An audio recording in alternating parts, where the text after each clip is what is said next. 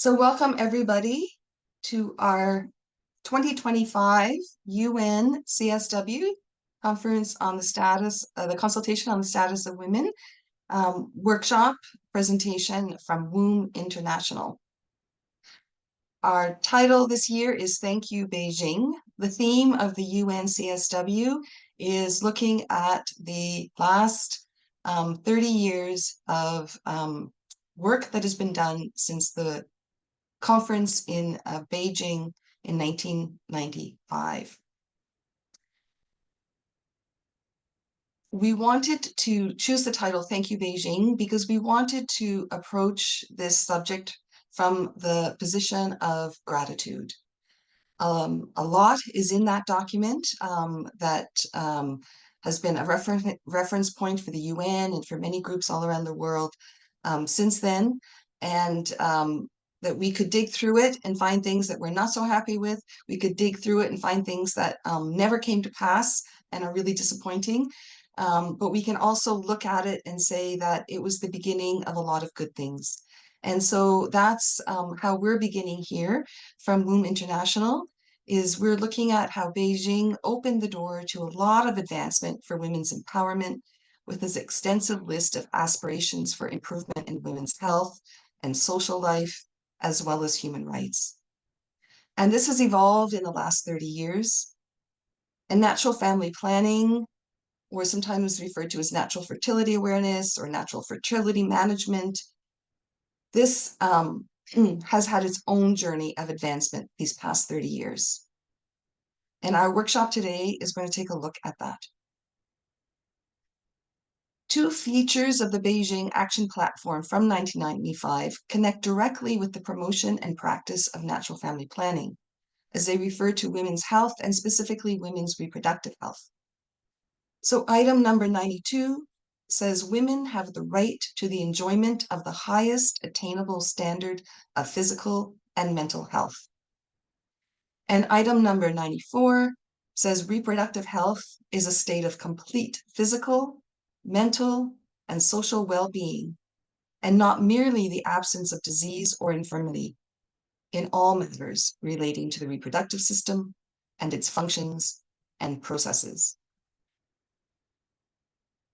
Around the world, much has changed in the realm of women's human rights, health, and education, and their social and economic lives. What has changed in these 30 years regarding natural family planning? To dive into this question in detail, we have three speakers joining us today. Our first speaker is Dr. Marguerite Duane. She is a board-certified family physician, a co-founder and executive director of Facts About Fertility, an organization dedicated to educating medical professionals and students about the science supporting fertility awareness-based methods and reproductive medicine. She serves as an adjunct associate professor at Georgetown, an associate professor of restorative reproductive medicine, and director of the Center for Fertility Awareness-Based Education and Research at Duquesne University's College of Osteopathic Medicine. Dr. Duane cares for patients via a direct primary care house calls-based practice, MD for Life. She has served on the board of American Academy of Family Physicians and the Family Medicine Education Consortium. And so Dr. Duane is in the middle of hosting a conference in Pittsburgh in the United States. And so we are very grateful that she has taken time out of her busy schedule to be with us here today. I wanted to let you know that most of our question and answer period will be after all of the speakers have had a chance to speak. But because we wanted to give the option for Dr. Duane to handle any things that come up for her conference planning, we thought we would give a little bit of time for question and answer right after Dr. Duane speaks. She may join us for the Q&A at the end, or she may be busy with her conference. So I am going to now introduce you to Dr. Duane. Over to you, Marguerite.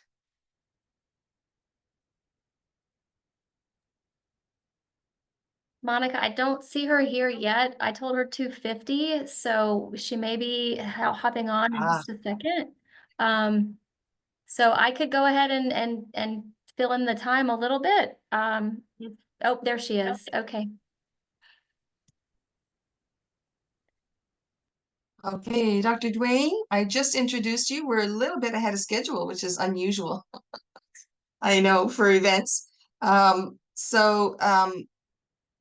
Please go ahead whenever you're ready. You should be able to screen share your slide presentation if that's what you would like to do. Are you able to hear me, Monica? Yes, I can hear you. Excellent. Great. I'm going to go ahead and share my screen. If you could project your voice just a little bit more, then that would be great. Absolutely. Is that better? Yes, that is better. Thank Okay, you. wonderful.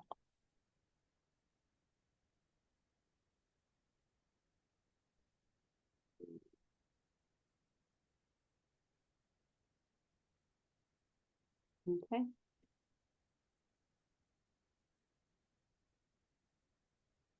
Well, thank you so much, everyone, for being here, and Monica, Allison, and Kristen for this opportunity to share about natural family planning and the medical community.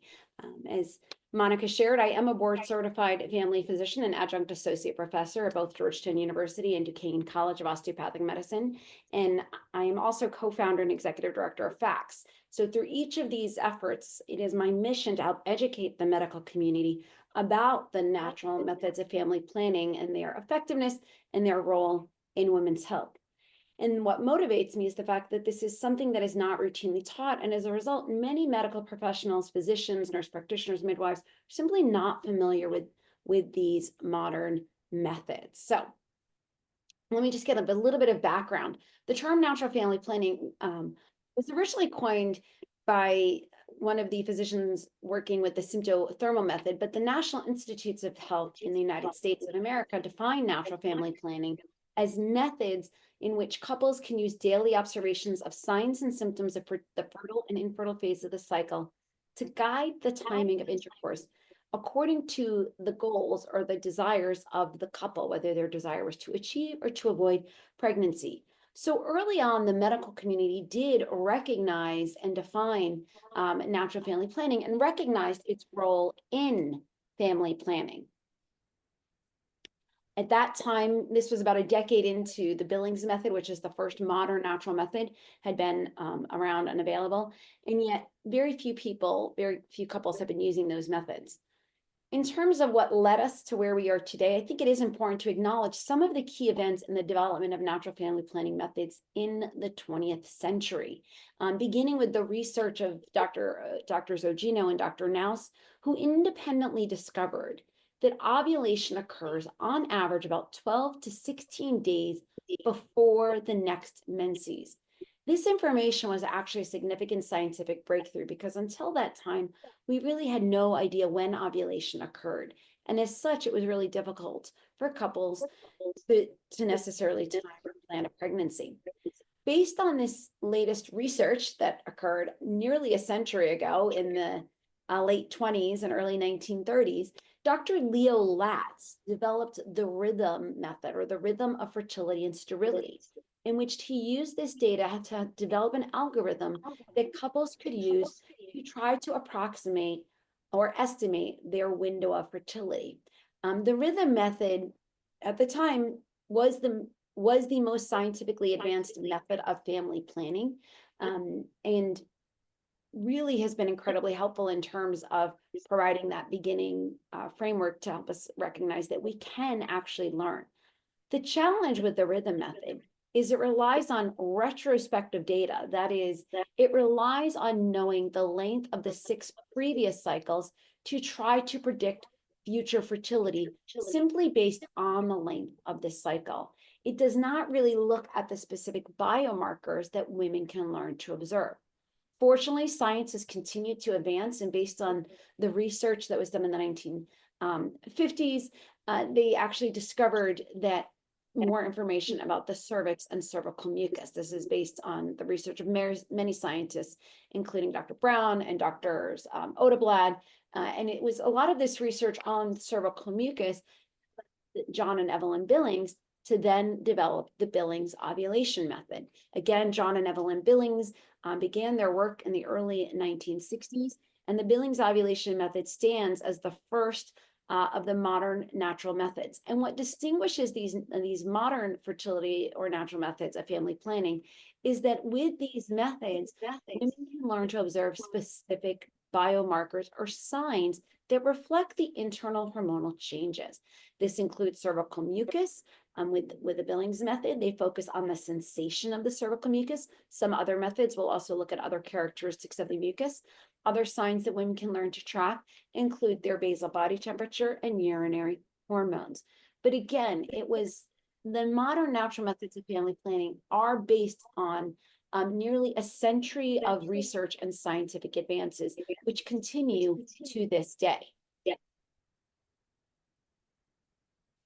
So where does this bring us today? And I'll just share a little bit more about my own personal story. As Monica shared, I did my residency at Lancaster General Hospital in Lancaster, Pennsylvania, after having completed medical school at Stony Brook. And yet as a medical student, I actually never learned anything about natural methods of family planning. I never heard the term. I never learned anything about normal physiological cervical mucus. It was some information that's simply not covered in the medical school curriculum. Once I did discover this information and realized how powerful this is for patients to have this knowledge of their body and for doctors to be able to use this to really help us guide the monitoring and management of a wide range of health conditions, I became passionate about looking at this information and how we could advance it. So when we look at what has been taught on natural methods of family planning, I asked the question, how did I graduate from medical school not knowing this information? And when I started FACS, we looked at the literature. There was a study published in 2010 that looked at research articles from 1982 to 2009. This is a study that was published by the Catholic Medical Association in their Linacre Quarterly. And what they discovered is from 1982 to 2009, over a 27-year period, there were only 9 research articles that addressed the topic of natural family planning education. And what most of these studies found is that the overwhelming majority of physicians and nurses receive limited education or training in natural methods of family planning. Less than half of the medical professionals reported that they knew these methods sufficiently well, which raises the question, if doctors and nurses don't understand natural family planning, how can we convey and share this information with our patients? And what the results showed is that most medical professionals would not even mention NFP as an option for most patients. And I think, again, this is rooted more in ignorance than malintent. They simply do not know. So last year, I worked with a medical student to look at what has been done since then. And from 2010 to 2024, in a 14-year period, so about half the amount of time, we can see there has been a significant increase in the research, at least looking at the review of medical education about NFP. There have been 23 articles and 2 letters to the editors. They did find similar results as we found in the first few decades, that most medical professionals lack education and have inadequate knowledge of FABMs. Interestingly, FACS did a survey of family medicine residency faculty, and we specifically surveyed the people that were the director of women's health at their training program. So these are the faculty members or the teachers that are responsible for teaching the students and the trainees about family planning methods. These faculty members, most did not feel confident in presenting information about FAB. When we surveyed OBGYN residents, less than half had ever counseled patients about NFP. And a study from 2010 showed that less than 10% of physicians, only 6 to 10%, have accurate knowledge about the effectiveness of FABMs. And that study specifically looked at the Billings ovulation method, the standard days method, and I believe the symptothermal method. So there's still so much more work to be done. The good news, though, is that major medical organizations are starting to recognize the importance of the female cycle as a 5th vital sign. Both the American College of Obstetricians and Gynecologists and the American Academy of Pediatrics in the last 2 decades have come out with policy statements indicating that the menstrual cycle can serve as a window into the general health and well-being. That ovulation in the female cycle is not just about reproduction, it's about overall health. And if a woman is not ovulating regularly, it's a first sign that something else could be going on. So by moving the conversation beyond just using these methods from a natural family planning perspective, but from an overall health monitoring perspective, we are starting to see a greater increase in interest among the medical community. Dr. Pilar Vigil, who is one of my mentors and is a physician and OBGYN in Chile, she's been very active with Billings and with Teen Star. She herself notes that the use of biomarkers can help women to recognize ovulation, recognizing it as a sign of health that can then aid in the prevention, diagnosis, and treatment of a wide range of women's health conditions. So again, the news is good that there is increasing interest, but the reality is there's still such a great need. As I mentioned, there was a 2010 survey of family physicians and OBGYNs that showed only 3 to 6% had correct knowledge of the perfect use effectiveness of modern FABMs. And in medical schools, there is very limited education, with only 4% of physicians and 1% of nurses formally trained to teach NFP. FACS recently did a study in 2022 where we looked at the reproductive health curricula in 20 different medical schools. What is taught when it comes to women's reproductive health? And we found that natural methods of family planning were only mentioned about 4% of the time.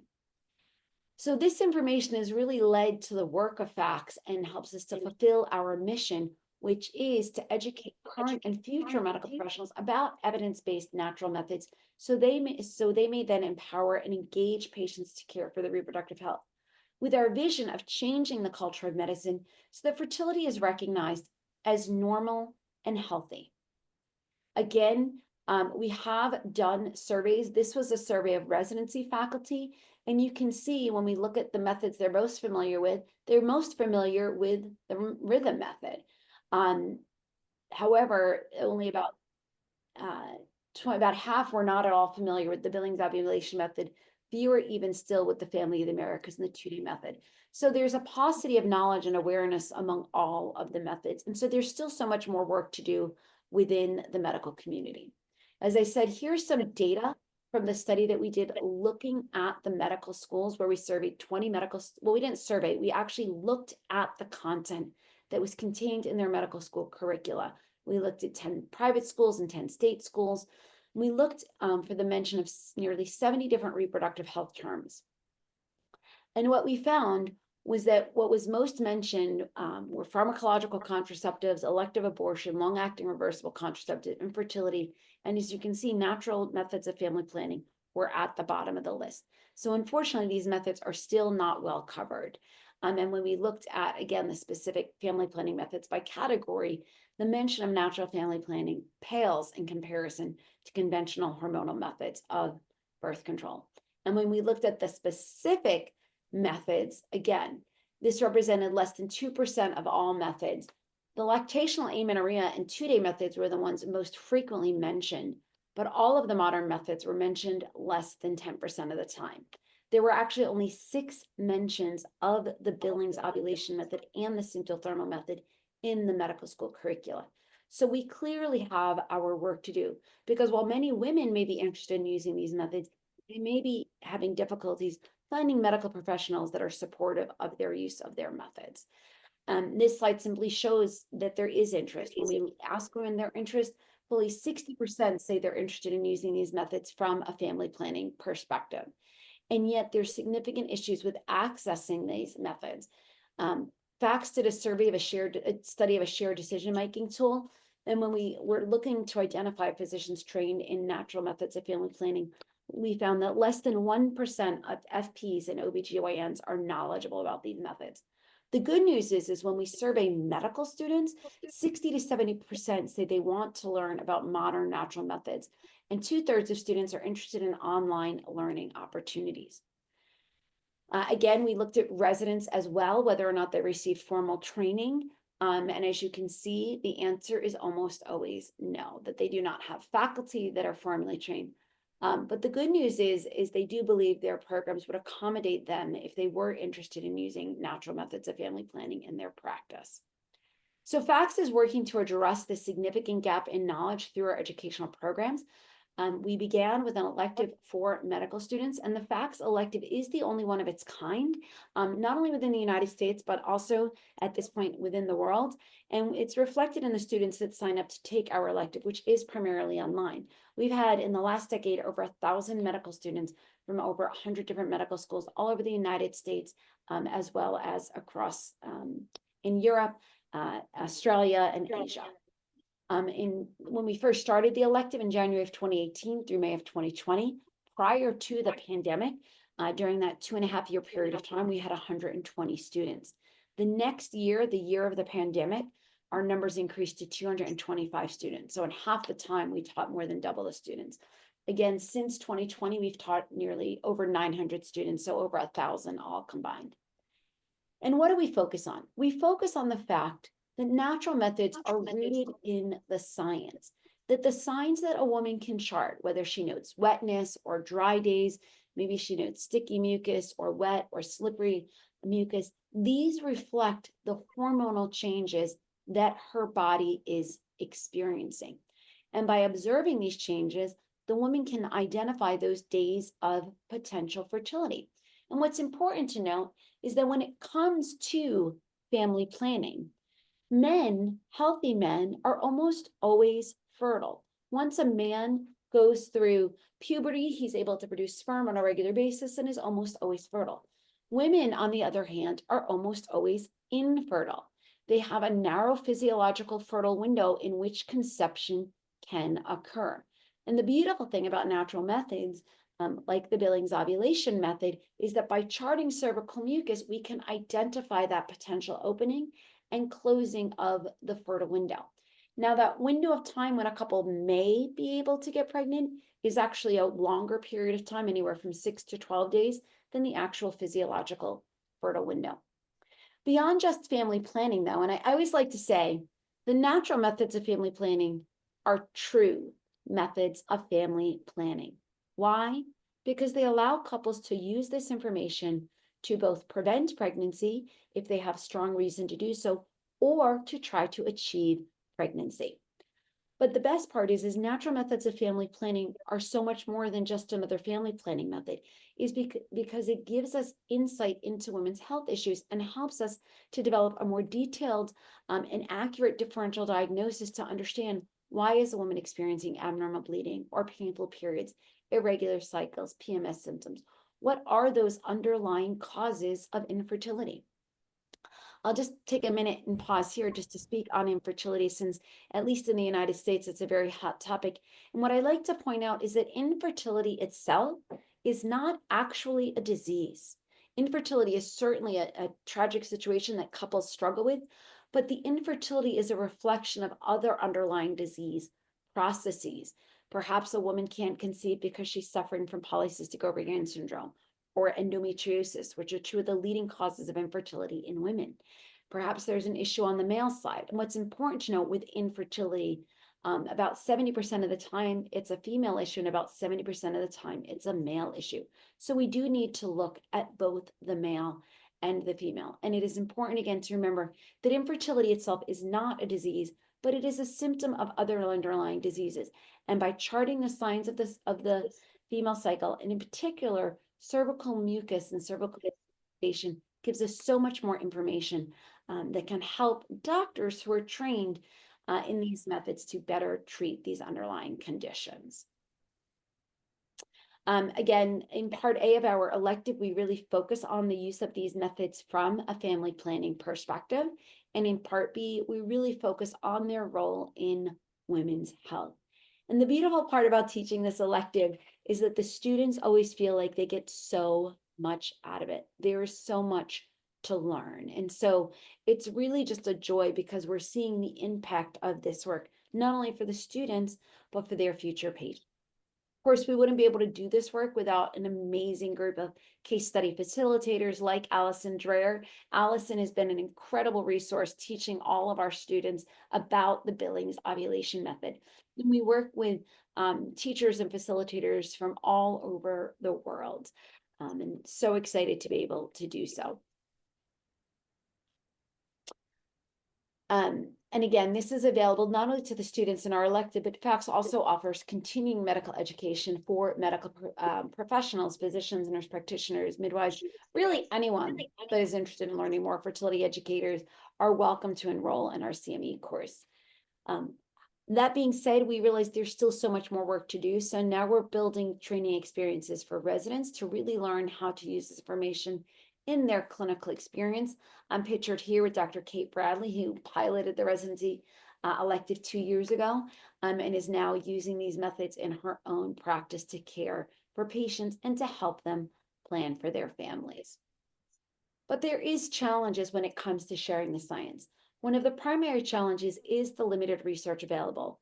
I mean, we are certainly indebted to some of the leading researchers in the field, like Dr. Pilar Vigil, Dr. Eric Odeblad, Dr. Joe Stanford, Dr. Richard Faring, that are doing the research, but there is so much more need for research. As such, as I mentioned, I now am on faculty at Duquesne University, and I took this position because we have launched a Center for Fertility Awareness Education and Research, so we can build the research database. FACS also has developed a research database available for our members for people to be able to access the research.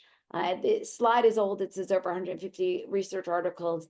It's now well more than that. And so for those of you interested in diving deep into the research, we invite you to go to the Learn More page and click on our research database. And then finally, funding. This work is very challenging because it takes time, and it is important that we invest the time in teaching these methods to our patients and training the physicians. And a lack of funding and a lack of focus on integrating this information into the conventional medical school curriculum has made it challenging. But at FACS, we're focused on being able to educate more. And as I mentioned, now at Duquesne University, we do have a new Center for Fertility Awareness Education and Research. And I'm really excited to be here at Duquesne this weekend to host a conference for medical professionals from all over the world. Again, to learn more, to expand the knowledge among the medical community. That's our goal. I think, and I've said this to my students and to those that work with us at FACS, the number one rate limiting step to the wider spread adoption of natural methods of family planning is rooted in the ignorance of the medical community. And I ask you, if you have a medical professional that you feel like has not shared this information with you, to be kind, to give them grace, because it's likely that they simply were never exposed to this information and they never learned about it. Again, the news is good that in the centuries since the development of the rhythm method, and in the last 60 years since the development of the Billings ovulation method, the research does continue to grow, and there is so much more that we can do.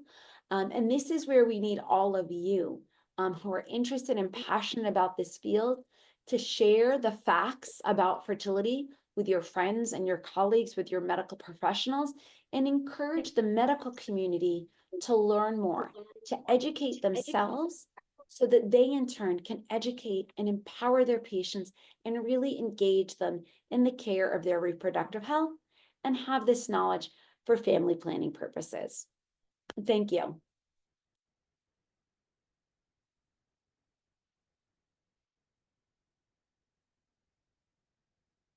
Overview. We can see that in the 30 years since the Beijing platform came out, that you've been very busy with facts for fertility, with physician education, and trying to bring this information into the medical community. If you have a few extra minutes, we'd like to give people a chance to ask a question. And if it's I okay, think I'd like to start. Monica, I'll Sorry, go stop ahead. sharing my screen. I welcome anyone with questions to certainly keep my email, and I'll put that in the chat box, but I'll stop sharing my screen so I can see everyone. Okay, great. Thank you.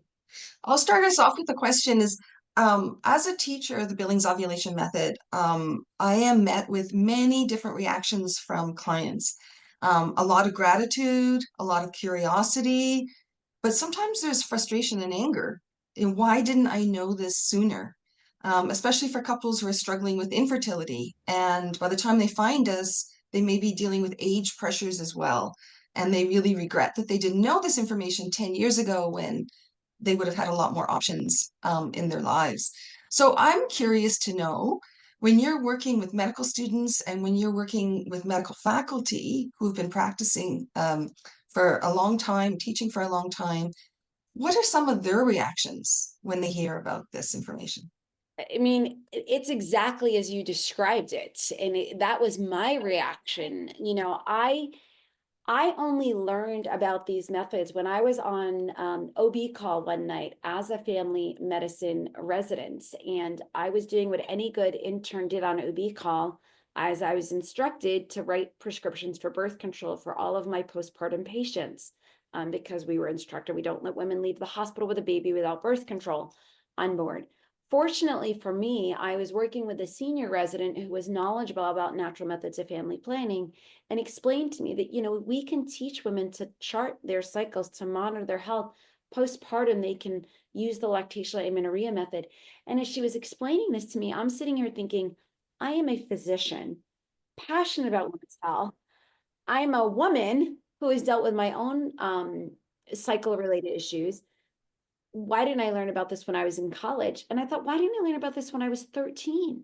When I first started experiencing, you know, my menstrual cycle. And I think this is a very, very common reaction that almost every woman I speak to has expressed, and many of the medical professionals.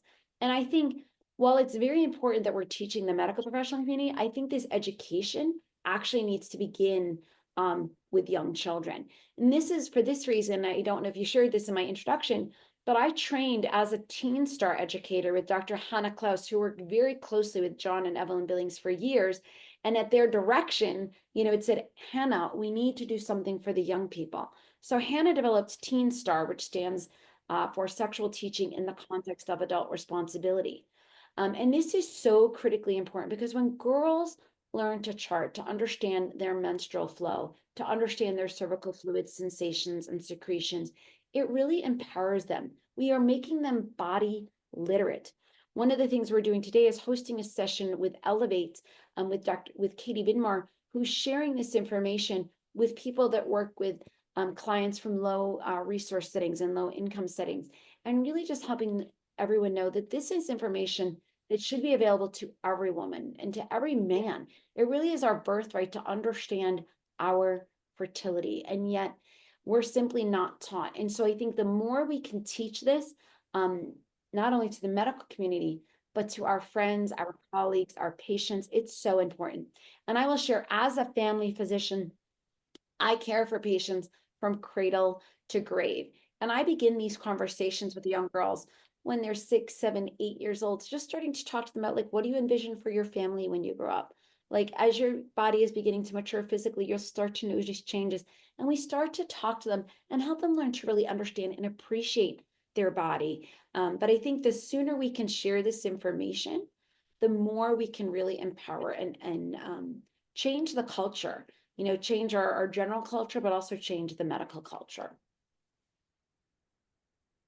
Thank you. That's such an uplifting answer. It makes me very excited to go out there and teach as many people as I can find. Are there any questions for Dr. Duane about her presentation or about her work in general before we let her head off? So you're welcome to use the reactions button at the bottom of your screen to put your hand up, like electronically. And I can see that, and then I'll call upon you to ask the question. You're also welcome just to unmute yourself and shout it out. And then you can Monica, put a I'm just question going in to the say, chat as well. I'm putting in a link in the chat box to a research article, because when I've spoken to women and, you know, I hear the anger and, like, why didn't my doctor tell me, you know, I will often say it's because they don't know. And so the article that I put in the chat box is a link to a fairly comprehensive review that FACS did, looking at all of the natural methods and their role in women's health and in family planning. And it's a great article to share with a medical professional because it really is rooted in the science and helps them to understand in a way that may be less confrontational, in a way in which they may be more open. But anyway, I see Christina has her hand up. Yes, go ahead, Christina. You can unmute yourself. Thank you very much. So I just want to say, I really enjoyed the chance to be able to join today's workshop. And so I just wanted to ask, since I know that currently, as we can currently know in the recent events, that females' reproductive rights are still facing a lot of challenges. So I just want to ask, like, um, what do you think are some ways that we could better like teach, let's say, similar natural family planning methods towards a wider audience in like certain areas, let's say, where like sexual education may not, let's say, be very available, or that they might be restricted by the government? That is a great, great question, Christina. And I'll share a little bit. At Georgetown University, where I've been on faculty for 20 years, they had the Institute of Reproductive Health, which really focused on developing methods to be used in more underserved populations all over the world. And so I think it is important that we have simpler methods that we can share. And I think the 2-day method and the standard days methods are very simple method, but they don't provide nearly as much information as the Billings ovulation method, which is also a fairly simple method and has been taught all over the world. I think the key is the more that we can tie this to health, the better. The more we can tie this to a vital sign, right? We teach, it's important that people understand their vital signs, that if you have a child that is sick, that you know how to take a temperature, right? If you have a person that is anxious, that you're able to check their pulse, right? And if you have a woman that's struggling with, headaches on a periodic basis, that she's charting her cycle as a vital sign of health. So when we take it out of the conversation that this is a reproductive health issue or a sexual health issue, but this is just a general health issue that gives a woman insight to understand, like, oh, I didn't realize that 2 or 3 days before my cycle, I always seem to get a headache. And part of that can be alleviated if I change my diet, right? So the more that we can tie this to health and and I tell my students, the female cycle chart really serves as a daily diary of a woman's hormonal health. They can help guide us and give us so much more information and can help guide the woman to know, like, there are certain phases of my cycle where I may need more sleep, or I need to eat less salt, or I need to exercise in a different way. And the more we can tie this to general health and wellness, I think the easier it will be to get it to a broader audience. And again, I think when we start with it from a young age, when we start from it like pre-puberty, and this is where at FACS, we tend to use the term fertility awareness-based methods preferentially to natural family planning, because we do want to highlight it as so much more than that. But even the term fertility awareness still has that strong focus on fertility. So we've been moving the language more towards body literacy, right? We want you to be literate about the way that your body works, so that we can better help patients just to be more in control of their health through understanding the way their body is designed to function, including their reproductive health system. And I see, looks like Priska has her hand up, but I want to just say one other thing in terms of the function of the human body. As a physician, I am fascinated by the way the human body works. As somebody who struggled with asthma, which is a respiratory condition my whole life, the respiratory system is something that's always fascinated me.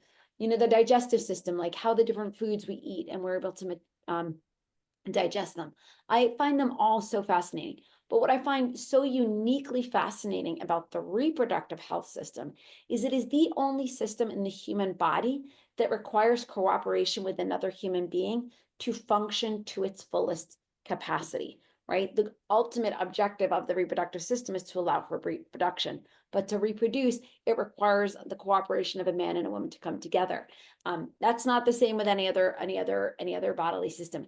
But I think because it puts this into this more intimate sphere, that's what leads to a lot of hesitancy and reluctance and perhaps banning of information. And I think we need to do the opposite. I think we need to share more information and accurate information and really empower women with the information. I think part of why we've seen such an increase in the use of these methods is because of the increase in apps. As at FACS, we did a study looking at apps, and one of the things that caused great concern is that women are relying on the app to tell them whether or not they're fertile, and they're not actually learning the method and understanding the method. And so I always tell women, you are smart. You are smarter than your smartphone. learn how to chart your cycle and interpret your signs, and work with a trained instructor like Allison. So, Priska, did you want to ask your question? Actually, before we Yes, get to yes. Priska, thank you, Marguerite. I just want to say a couple of things. One is we'll take Priska as a last question before we let you go. But I also Yeah. wanted to add to your answer. I mean, that's an excellent answer. And one of the other things that natural family planning has had an advantage when we're moving into areas where there's a lot of resistance to women's rights, women's health, talking about this at all, is the fact that, as you said in your presentation, this is the only true method of family planning in that it allows couples to achieve a pregnancy when they're struggling. And the doctors, John and Lynn Billings, discovered that very well when they were doing their work. But we have also discovered that as the Womb UN team, is that working in the UN, we received a lot of reception from countries because they see us as an ally on promoting families and kind of what would align with what they're interested in.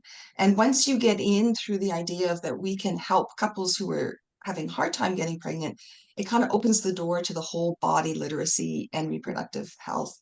So I would add that to your comments. So I think there is a lot of hope that we can use natural family planning education and the tools around the method to move into areas to help women who are normally isolated from any help at all.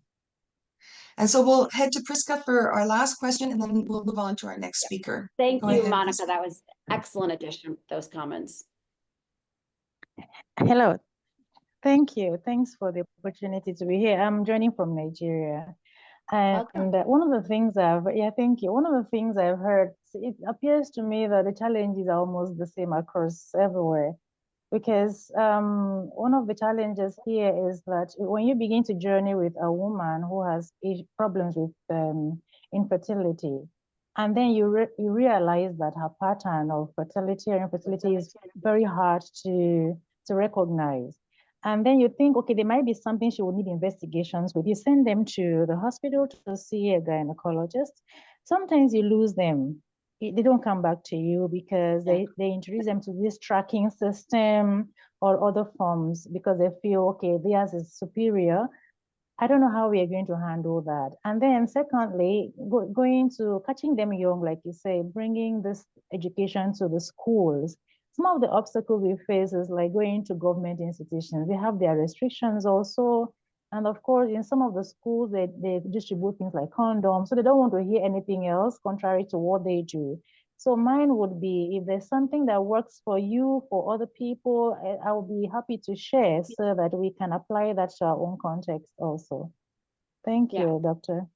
Thank you, Priska. So you raised a couple of really great points. I think, and that is a frustration, right? When you have a patient and you send them for care and then they make a different treatment plan, or then they don't follow up and you don't have that opportunity to continue.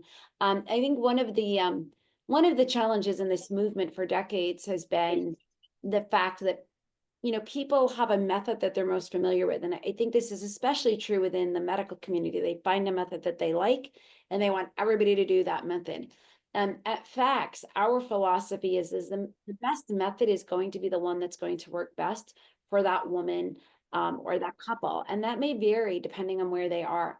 I think with your patients or with your clients, it's really important to form a good relationship and to, let them know that you're there for them and that you're willing to follow up with them. And when they know that you're in their corner, they will want you to be there. So I'll just give an example. I referred a patient to a surgeon because of probable endometriosis. But because I've been following with her closely, I was like, I want to be there for the follow-up telemedicine appointment with the surgeon, the post-op. And she was like, absolutely. And so to be able to reach out to I referred her to the surgeon and I called the surgeon and explained the case. And that really helps to be able to assess that. It is a challenge when it comes to, we live in a culture, we live in a society, at least here in the United States, where we want something that's quick and easy, right?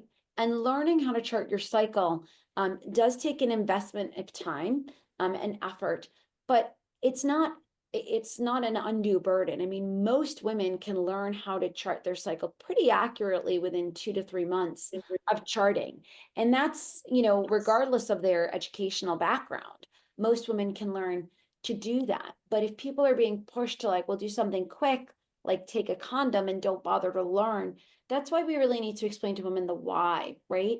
I want you to understand this. I want you to be able to really work with your body and to know. And really to address some of the misconceptions that there is a best method, or that, you know, a person, there is a best method, the misperception that condoms, you know, protect, or, you know, allow you to have protected intercourse. I think the word protected intercourse is a tremendous misnomer, because people still can contract sexually transmitted diseases, even with the use of condoms, albeit it's at a lower frequency, and they can still get pregnant. Right. And so when we learn to depend on the technology or on the device or the drug, and not to really rely on our knowledge, which we gain by working with trained instructors, that can ultimately do a disservice, you know, to women. So I think the more that we can really build those relationships, and that's the beauty, like when you teach the Billings method, you know, you have them come back and you can check in with them and provide that appropriate level of support. So I hope that addressed your question. I know there were a couple parts there. Did I cover everything? Yes, yes. Thank Right. you. Thank you. And I will say, for those of you certainly in the United States, FACS has developed a shared decision-making tool to help describe the different methods. And we also have, and for any of you who are NFP teachers, or if you're medical professionals that use these methods in your practice, we do have a directory of physicians and clinicians and NFP teachers on our FACS website. And it's an opportunity for you to freely market your services to the broader community. Our goal is to try to make these methods more easily accessible. So as long as you're officially trained in a method, and I can put the link in the chat box as well if you're interested in applying to be listed on our directory. And it doesn't matter if you're in the United States or Nigeria, Australia. We welcome anyone to be listed, because we do want to make these methods more widely available. Thank you you, again, Dr. Duane. Monica and Allison. Yeah, I just want to add one thing to that Priska's question, and your answer is excellent. And just to kind of expand that a little bit, as a teacher, what I find is if I prepare my clients for what they may be facing when they arrive at the referral, or for example, we'll often send the client back to their GP or to a specialist because we're suspecting maybe there's fibroids or something is going on, that to prepare them that your GP may not know anything about charting. They may be suspicious, they may be dismissive.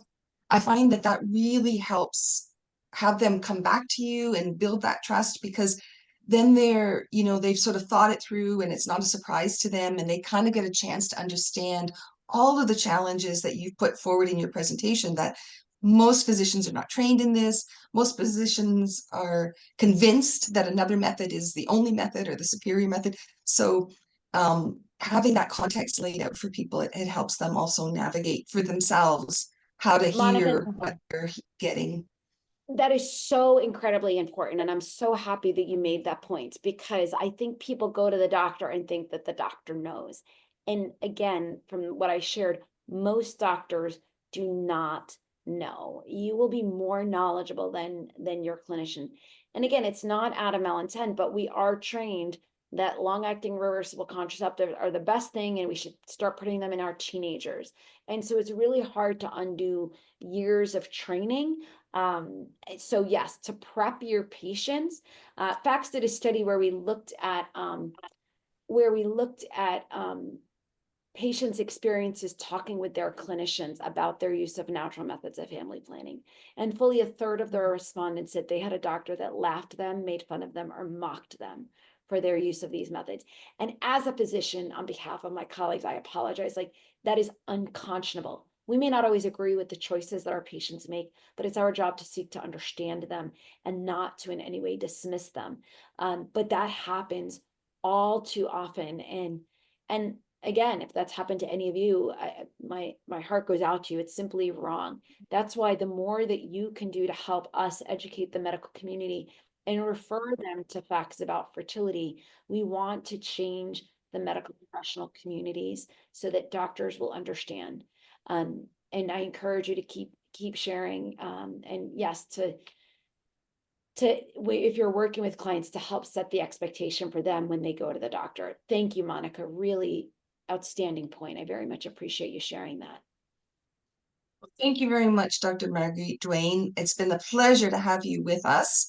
I want to focus on what you just said, which is that sometimes we know more than the doctor. Yes. So that's going to make my day. But it really shows that we really need to work together. And we are at the Womb International, we absolutely work together. And we're so happy to have you here. And I want to thank you again and wish you all the best with your conference and all the education that you're doing. Thank you so much. It is So- such a joy to collaborate. I mean, that's central to who we are. So thank you for the opportunity to collaborate. I wish you all well. Thank you. So we're going to move on to our next speaker. Before we do that, I want to take care of something that I forgot to do at the beginning, which is introduce myself. Any of you who have hosted an online event like this know that there's a number of things that you have to keep in your head at the very beginning. So I did remember to record, which sometimes gets forgotten. Which is good, but I didn't introduce myself or our team. And I noticed when Marguerite was introducing Allison as one of her star teachers, I realized that you all haven't met Allison yet. So I want to start with myself. I'm Monica Lampton, and I'm here in Vancouver, Canada.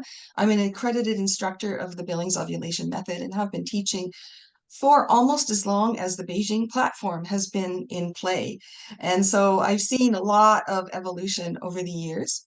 I also work with our UN team and am the UN team lead at the moment.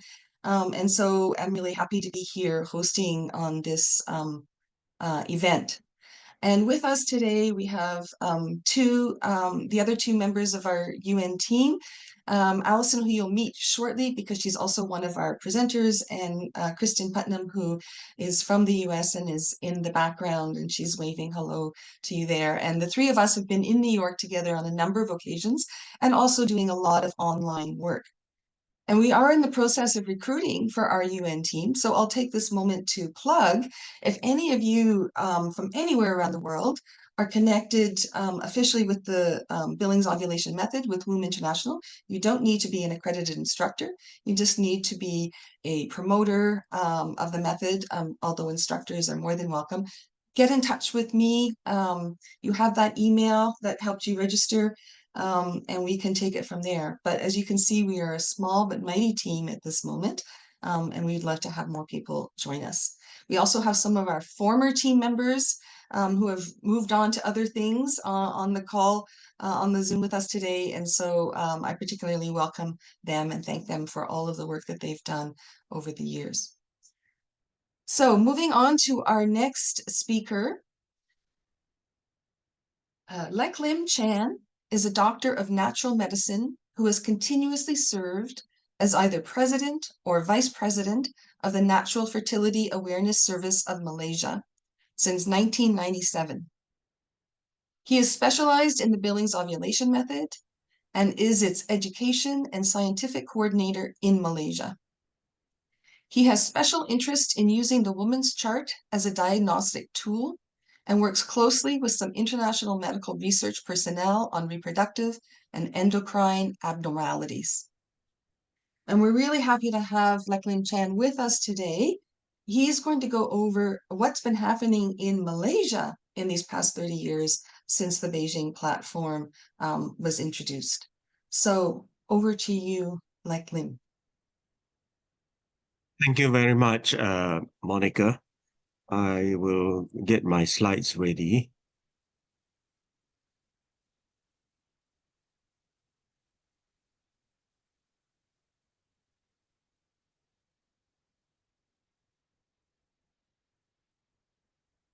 Okay, so thank you very much once again, and glad to have quite a number of people in the audience. Now, what I've been given is to talk about the Billings ovulation method in Malaysia. And I begin with 1969, and you'll shortly see why. And then I trace it in a very short time, right up to the present time. Now, the general history of the BOM. Can everybody hear me? Yes, yes. Yeah, okay. So in 1953, as we all know, Dr. John Billings began research to find a natural method better than the calendar rhythm method. And by 1964, the information was more or less ready, and he published the first book, The Ovulation Method. In 1968, the overseas teaching began, and the first country he went to, it was New Zealand. Then in 69, he came to Hong Kong, Singapore, and Malaysia.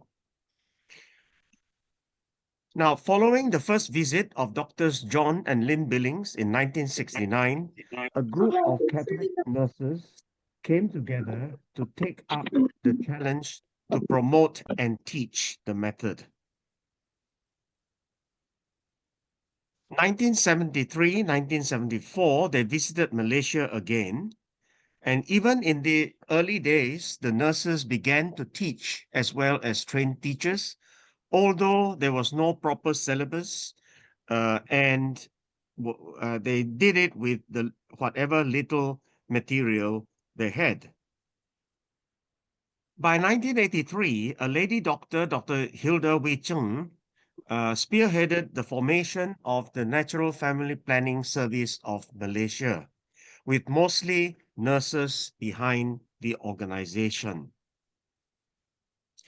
A kind of training kit was put together with information available then, which of course eventually became outdated.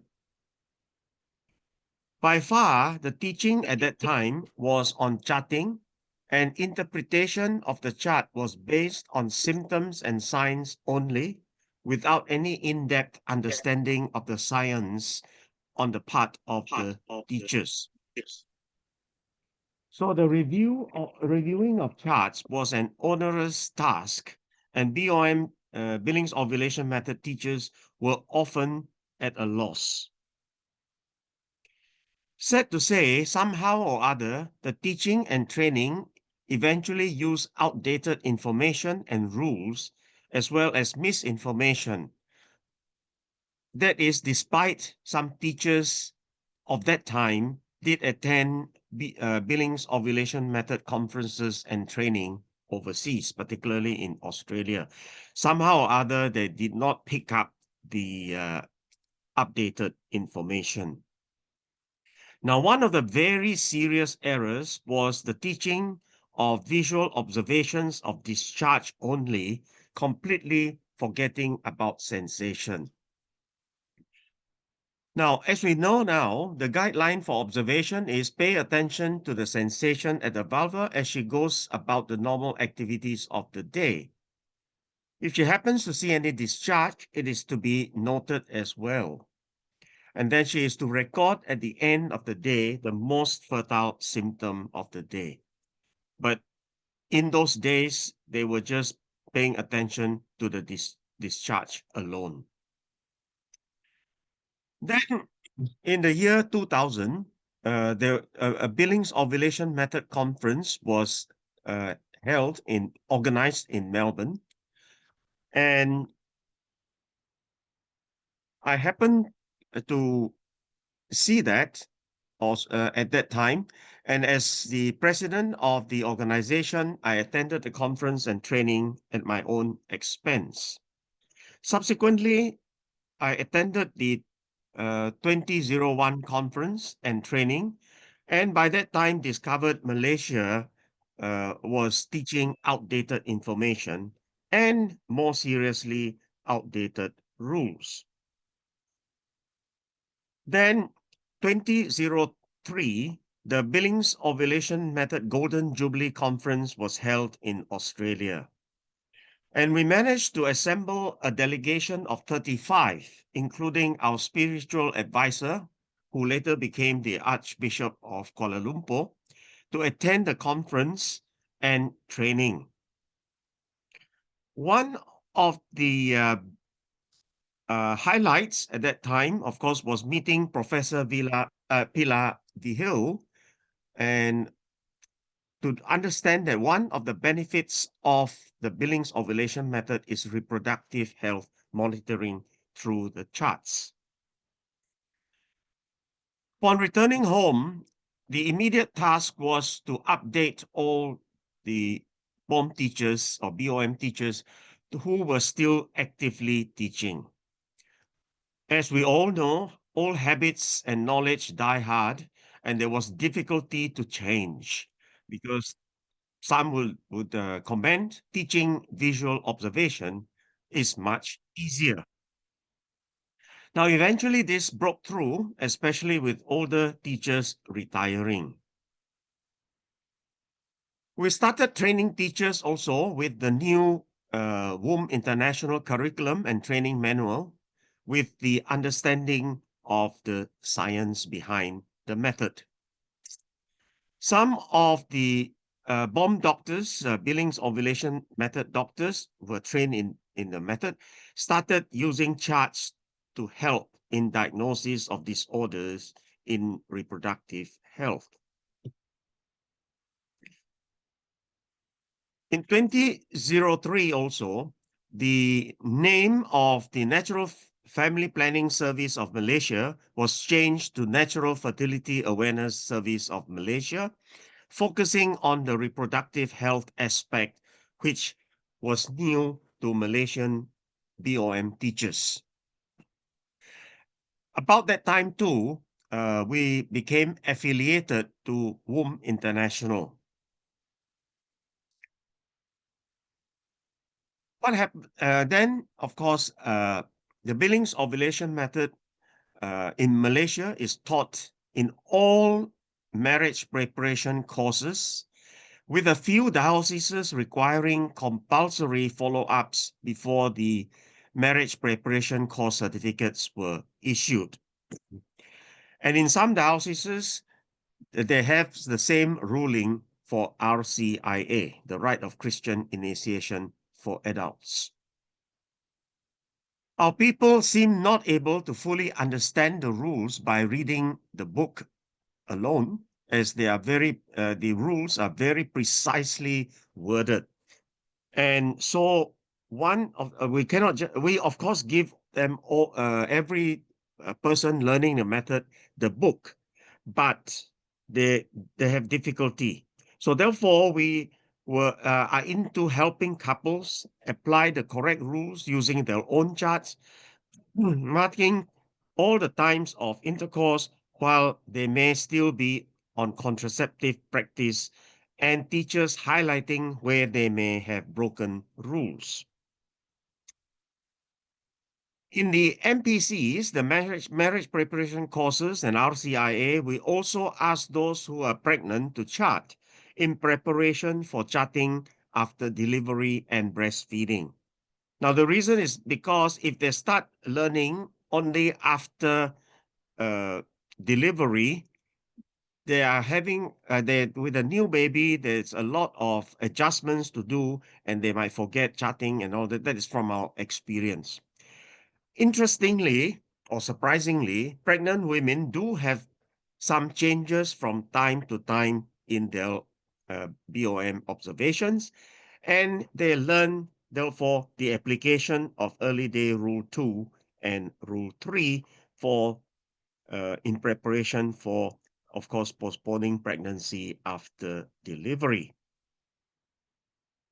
By 2021, the name Natural Fertility Awareness Service of Malaysia was further changed to the Billings Ovulation Method Service of Malaysia.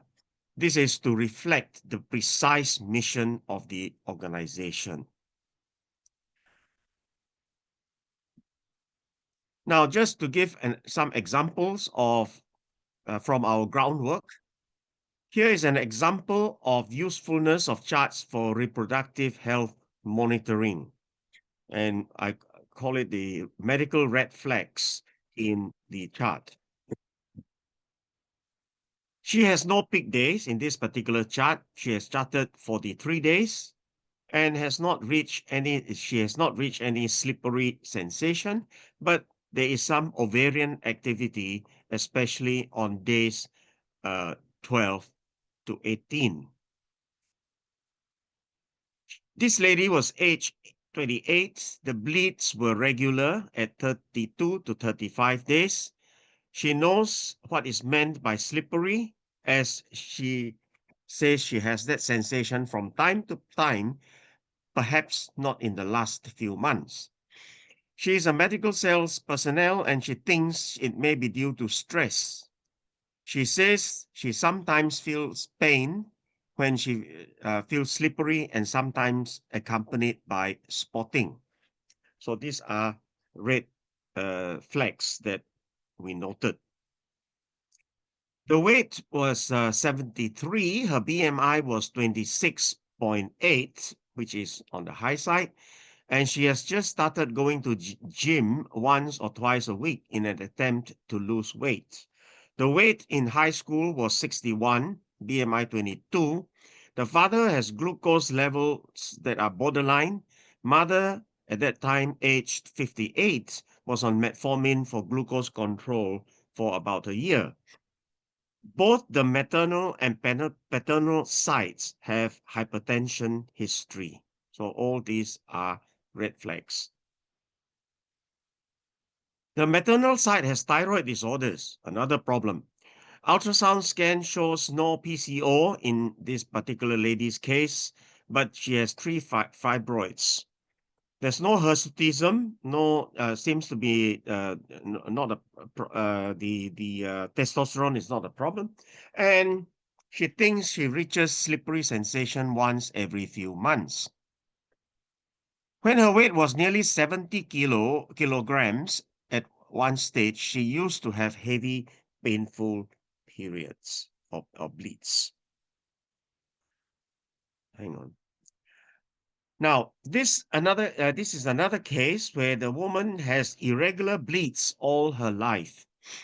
And here is an example of a woman who finally became a mother, managed to have a baby. Now, she was age 25, having irregular 2 or 3 bleeds only a year since menarche at the age of 12.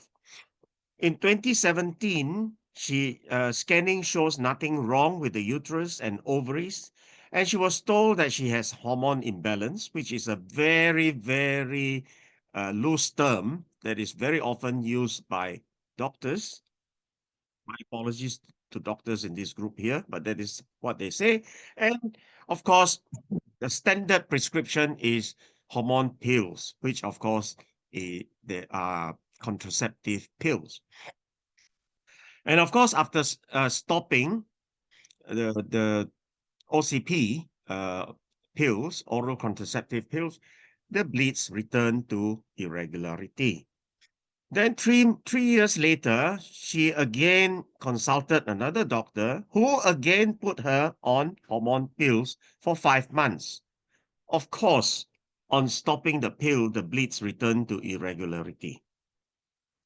At the time of case presentation, which was actually at the marriage preparation course, that she highlighted to me that she had irregular bleeding. At that time, this was late 2020, she had not had a bleed for 3 months. She puts on weight very easily, according to her. Paternal grandparents both have diabetes, grandfather on medication, grandmother on insulin injections. Maternal grandmother was on insulin injections. Maternal grandfather died of heart attack. Both mother and father were on diabetic medication since their 40 years of age. Mother was always having heavy bleeds. We did a glucose, this is a test that is devised by Professor Pilar Vigil. We did a test, GTTI is glucose tolerance test with insulin measurement as well. The glucose tolerance test, you can see that the 2-hour glucose exceeded Pilar's range of 6.6. The vitamin D was, of course, on the low side. The glucose curve looks reasonable, except that, as I said, the 2-hour level was high. Looking at the glucose, at the insulin, all seems to be within normal range of the range given by Pilar, except that the 0 minutes, that means the fasting, is less than 0.05. Very, very low indeed. Now, I consulted Dr. Mary Martin, whom some of us know from the US, and her comment was the low fasting insulin is proof that the liver and pancreas are battling it out overnight over which of them is in control. Her 2-hour glucose elevation confirms this. You will often have abnormal insulin results for years before the body is unable to adapt with the glucose control. And that's when the glucose starts arising, of course. This patient needs to be treated with metformin. Now, and if you look at the curve here, the normal curve of insulin would look something like this here. A very smooth curve, but her insulin level was erratic. Not only was it within normal range, but it shoots up and down. And I've now realized that we have many cases of this. Now, this was her first chart. As I said, she had not had a bleed for 3 months. And you look at the chart, there is no peak days. Of course, follicular development here, all the circles here are the follicular development, but not reaching peak day, which means that ovulation is not confirmed. In this 8 months later, the chart shows this. She had not had a bleed for 8 months, and she started metformin in February with 1 tablet. Of course, Professor Pilar will say this is hardly scratching the surface. Then we increased her to 2 in March, and she had better follicular development, but there was no peak days. That she doesn't even reach slippery. We persuaded her to increase to 3, but she was very reluctant until here. From this day, she took 3 tablets, and you see that about 10 days later, she started having slippery sensation. Very quick response. And then this was followed by the first bleed after not having bleeds for almost 9 months. So it worked. Now, this is, of course, much later. She eventually got married and she conceived this beautiful baby. And this was, she brought the baby to see me when she was the baby was 6 months old in June 2024. And this is, of course, used with permission from the mother. Some of the babies conceived and born with the help of the Billings ovulation method. I put them together here just to illustrate how useful the method is in helping with infertility or subfertility. Now, here I have 3 sharings from 3 couples who were let out of oral contraceptive pills, condom usage, and of course, the third one is withdrawal. Now, this is from the one let out of oral contraceptive pills. Now, just a personal sharing from me and my husband that we have benefited greatly from the Billings ovulation method. Firstly, we would like to thank the instructor and the fertility awareness teaching throughout the whole program. To be honest, I think most people are not aware of this information. I'm glad I don't have to take oral contraceptive pills any longer. We know it can be harmful to health, especially if used in the long term, and I think most people are not aware of that and most just go on taking it. After attending this Billings ovulation method course and stopping the oral contraceptive pills, I feel much better and happier. As long as we know how to control ourselves, we can schedule and plan. It is not a problem for us. It is good knowledge for every woman, especially for me as a married woman. Here is one from a couple let out of condom usage. My husband and I are extremely delighted and grateful to have confidence learning the Billings ovulation method. We had been using condoms for avoiding pregnancy, and it has been unsatisfactory as both of us detest it, except that we had no other choice. Moreover, we were not ready to, at the moment, to have children due to our long distance work locations and time constraints. Through the guidance of our instructor, we are now able to have natural intercourse, which is a longing in our hearts fulfilled. His constant follow-ups with us have helped us in applying the correct rules. We have learned how to recognize the BIP, basic infertile pattern, and plan ahead for sexual intercourse. Our marriage and sexual relationship has improved tremendously thanks to the Billings ovulation method.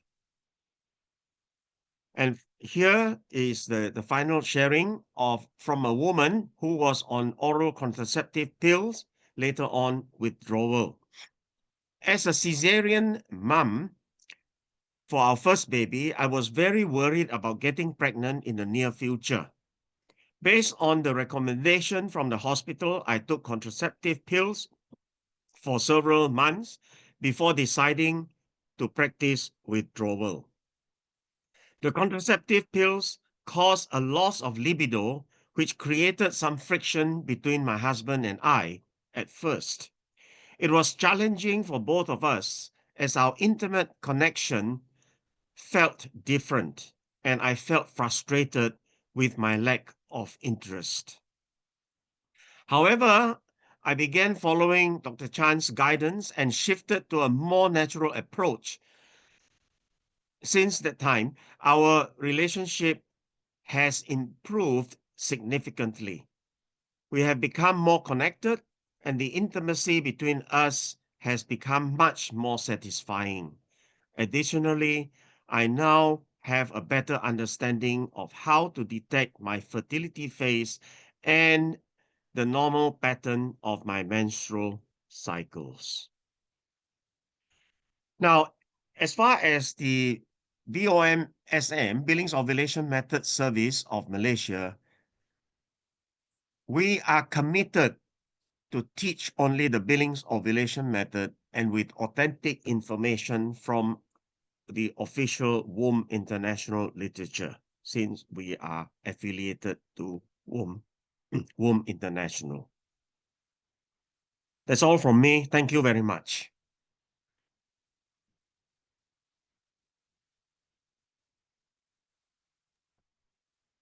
Thank you very much, Leknin Chan. We appreciate that presentation. And as I said earlier, we are just going to move on to our next speaker, and then we'll take questions for both of these speakers afterwards. So our next speaker is a member of the WOM UN team.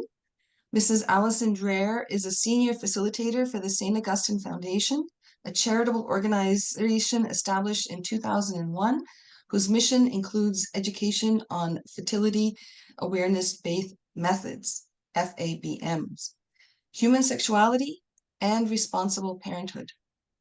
She obtained a Master's of Religious Education from Loyola University, New Orleans in 2009, and in 2013 was trained as a Billings ovulation method teacher. In addition to her duties with the St. Augustine Foundation, Mrs. Dreher is the Director of Religious Education for Mater Dolorosa Catholic Church and gives a monthly lecture on the Billings ovulation method for an online elective through Georgetown Medical School. So welcome, Alison, and I'll turn it over to you. Thank you, Monica. I forgot that I was on mute for a second there. So Dr. Duane graciously talked about what I do for FACS, and through her online elective with Georgetown Medical School, I do the Billings ovulation method presentation at the very beginning of that online elective. And part of the reason why we start with the Billings ovulation method is because it is so simple. It's a very, very simple method that any woman can learn how to chart and learn how to understand what her cycle is telling her about her patterns of fertility and infertility. And the anatomy physiology that goes along with the Billings method is pretty straightforward. The rise in estrogen correlates to the wet and the changing developing pattern of cervical fluid and sensation. The wetter a woman feels, the higher her estrogen. And so we can learn a lot about what her estrogen is doing simply by following the cervical sensation or the sensation at the vulva and or visible mucus pattern that the woman experiences. And so that's one of the reasons why I go first in that online elective, is just kind of to lay the foundation for learning for the rest of the classes that those medical students take. But today's presentation is about when I went to Bulgaria to give women's seminars in the Billings ovulation method for that country. This was about 10 years ago, and I always put it on my resume just because it's kind of interesting that I was invited to go to Bulgaria to give women's seminars at all. And so first of all, let's just look about where Bulgaria is in the world. A lot of people aren't really sure where that country is located. So here's just a map of just like right, it's like the west, but it's the eastern seaboard of the west. Bulgaria really is a gateway between east and west. So you see to the north you have Romania, to the south you have Greece, and to the east you have Turkey. And historically, Bulgaria has been, like I said, that gateway between east and west. And so they've been taken over by pretty much everyone in the world. So when, countries and, wanted to increase their empire, they're going to, in order to get to the Western countries, you've got to cross Bulgaria. But let me go back to this map before, because Bulgaria is interesting in its topography. It's got on the southern border right here, it's got what's called the Rhodope Mountains, very high mountain range. And so it's a natural barrier, a natural kind of boundary between the countries. And so any army that wanted to kind of take over Bulgaria had to cross the Rhodope Mountains in order to do that. It's very interesting because as a country that's been kind of taken over by everyone around the world, because those mountains are so rural and there's only certain passes that you can get over, the Bulgarian culture really thrived in the Bulgarian Rhodope Mountains throughout the millennia. And so they really maintained a sense of identity throughout their history in the Rhodope Mountains, in those rural areas where they never lost who they were. Even when they were overtaken by what they call the Turkish yoke, when Turkey came and invaded Bulgaria, they were actually occupied by the Turks for about 500 years, but they still maintained that Bulgarian identity in some of those high rural Rhodope towns. And this is where I was invited to come, actually, was to the Rhodope Mountains. And so, like I said, it's the gateway between East and West. It's a natural boundary between Turkey and the Western countries. And just more modern history is that it was under communist rule until 1989. So Bulgaria was under the Soviet Union. But another interesting thing about Bulgaria during that time, during the communist rule, was that the Russians allowed the Bulgarians to have their own army. So the Bulgarian army still maintained its own identity, but they were part of the Soviet Union, but still had that Bulgarian identity. So when communism fell in 1989, and they had their first parliamentary elections in 1991 under the new constitution, the doors were kind of just like wide open in the early 90s and into the 2000s. And so they kind of, they still had this, the influence of the Russians. And so they are grateful for that time, but they also wanted to kind of, again, just kind of reclaim their identity and who they were. And so during this time of just kind of opening the doors to Western understanding and just the West again, rather than the communist, mindset, they became really open to tourism, open to educational opportunities, open to and welcoming of traditionally Western values. They were really interested in music and literature and education and dress and all of the things that were they didn't have access to prior to 1989. And so the other thing that they're also were doing in this time and still doing today is building new infrastructure for the 21st century. So connectivity, computers, right? And so again, just internet. And so when I went in 2015, this was kind of the atmosphere which I was invited into. And so in larger cities like Sofia, you have connectivity, you have your smartphones, you had the Wi-Fi systems and those networks. But once you got up into the Rhodope Mountains, it was very isolated. And so I think in the last 10 years, they've been able to connect to those areas better. But when I went there, they were still kind of isolated in the mountain regions there. And so this was like I said, this was the environment which I was invited into 10 years ago to give women's seminars. And so what they asked for is they wanted information about women's health, and so they found out that I was a Billings teacher, and they said, well, we're really interested in that. Could you bring that to our country? And then when they found out I was coming to do that for the women, then some of the teachers in those rural schools really wanted me to come talk about sex education. And their desire was to have the sex education in the Bulgarian mindset, which was very family oriented. It was an abstinence-based approach, a values-based approach to sex education. But being not affiliated, but being familiar with Teen Star, I know that in order to have a holistic approach to sex education, you can't ignore the body, that there has to be some education on the body and how the body works. It can't just be, a no, and understanding love and relationships and how to know if you really love someone or they really love you, or the reasons why you want to wait to have sex until you get married. Like those are all good. But if we don't understand the body and the actual lived experience in a bodily way, like Sister Hannah Klaus so beautifully shows in Teen Star, that we're missing a large portion. We're not just, ideological people. We're not just spiritual people. We actually have a concreteness to us, and we would be remiss not to talk about that. And so when I went into the schools, it was a both and approach. So in Sofia, this was me giving the seminar, the Billings Ovulation Method seminar in Sofia. I gave the same seminar in a mountain town called Smolyan. I worked directly with Women Are National, the directors there in Australia, to make sure that the materials that I was bringing were authentically Billings. That was something that was really important to me, that I was making sure that I was giving them authentic Billings materials.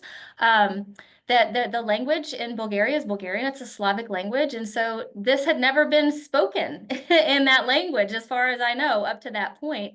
And so when I just used the original intro session, and I had a translator with me so that when I spoke it in English, she spoke it in Bulgarian. And then I spoke a phrase in English, and then she spoke it in Bulgarian. And I remember when I was trained in the method that Dr. Evelyn Billings said, tell the couple in front of you every single thing that they need to know, because you might not see them again. And so I really kept that kind of in the forefront of my mind, is that I wanted to make sure that I gave them everything that they needed, just in case I didn't see them again. Because in reality, I probably wouldn't, unless I was able to Zoom with them, and Zoom wasn't even a thing back in 2015, unless I was able to connect with them virtually some way. And the ladies in Sofia, I probably could have done that with, but the ones in the Rhodope Mountains, I certainly couldn't. And so I wanted to make sure that I gave them all of the information that in that one meeting. And so it was a long day. It was probably about a 4.5 hour seminar that I did. But I made sure that they went home with not only the method itself, but the 4 simple rules, the charts, the websites that they could go to for more information if they needed some more, because they probably would need some more information. But I tried to empower them fully with the information that same day. two interesting, beautiful stories that were a result of this in Sofia and in Smolyan. A woman in each place, different woman. They came up to me after the presentation was over and shared with me that they were having a trouble getting pregnant. And so, you know, we had already gone through the 4-hour seminar. And so I asked, you know, I had my translator there because I don't speak Bulgarian.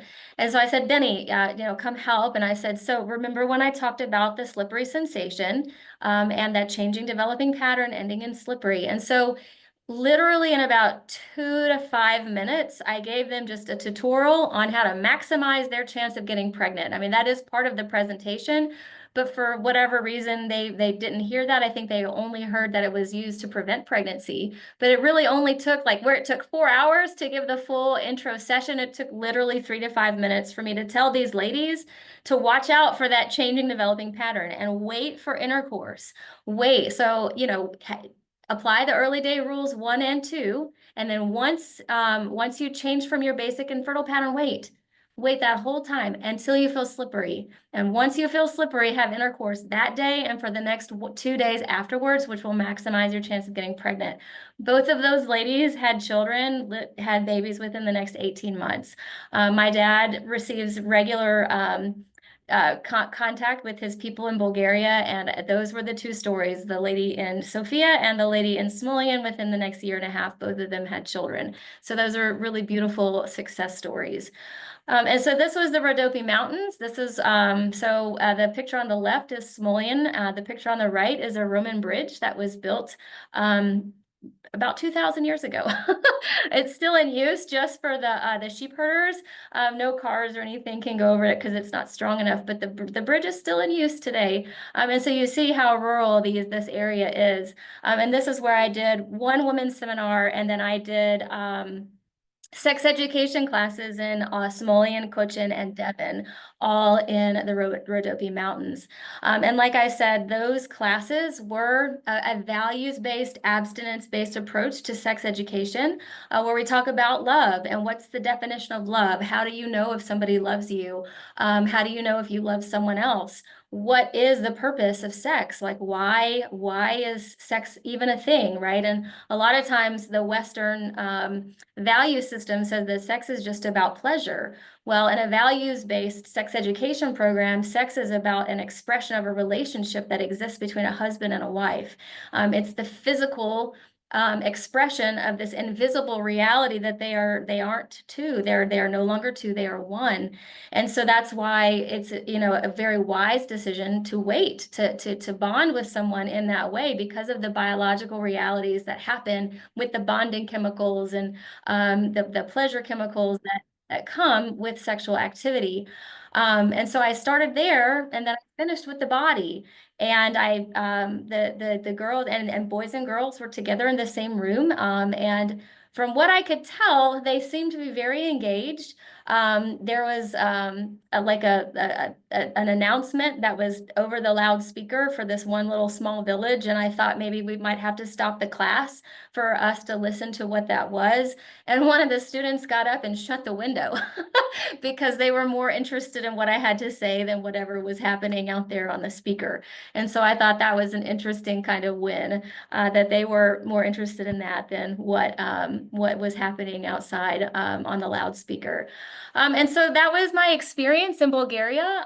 This past February, I had an opportunity possibly to go back again, and that ended up not happening. But I found out in the possibility moment when everyone was like, oh, Allison's coming back, that even for 10 years, that those teachers at the school, they still talk about the time that I came and gave those classes, that they still talk about the images that I had, you know, just I had some images of sperm cells and images of the oocytes and just the graphics that I had. And I shared those with the science teachers because some of them had never seen pictures like that. They had never, ever seen that before. And so it was just kind of an interesting and flattering thing that they still talk about me and they still talk about those classes, and they were really excited that I could potentially be coming back. So like I said, that trip did fall through. but it still may happen, which will give them a little bit more time to really decide what is it that they want from whatever information that I have to bring to them. I hope that they would want another information about the Billings ovulation method, because like Dr. Duane said, it really is a method of family planning. You can avoid and achieve. You do both. And so yeah, so, and then just to answer someone else's question, I think it was one of the first questions about how to bring this information to the masses. You do what you can, right? And I think you're doing that already. Is what resources are already in your country and already where you are that are available to you to disseminate the information. So the people that are doing the work, you use those people, and I don't mean in a utilitarian way, but there are people that are there doing the work. And then of course with connectivity, you have so many options online. I don't particularly love online. I think that an in-person concrete experience is always preferable. But as a distant second place, when we don't have any other options, this is a really good way to be able to bring forward this information and education.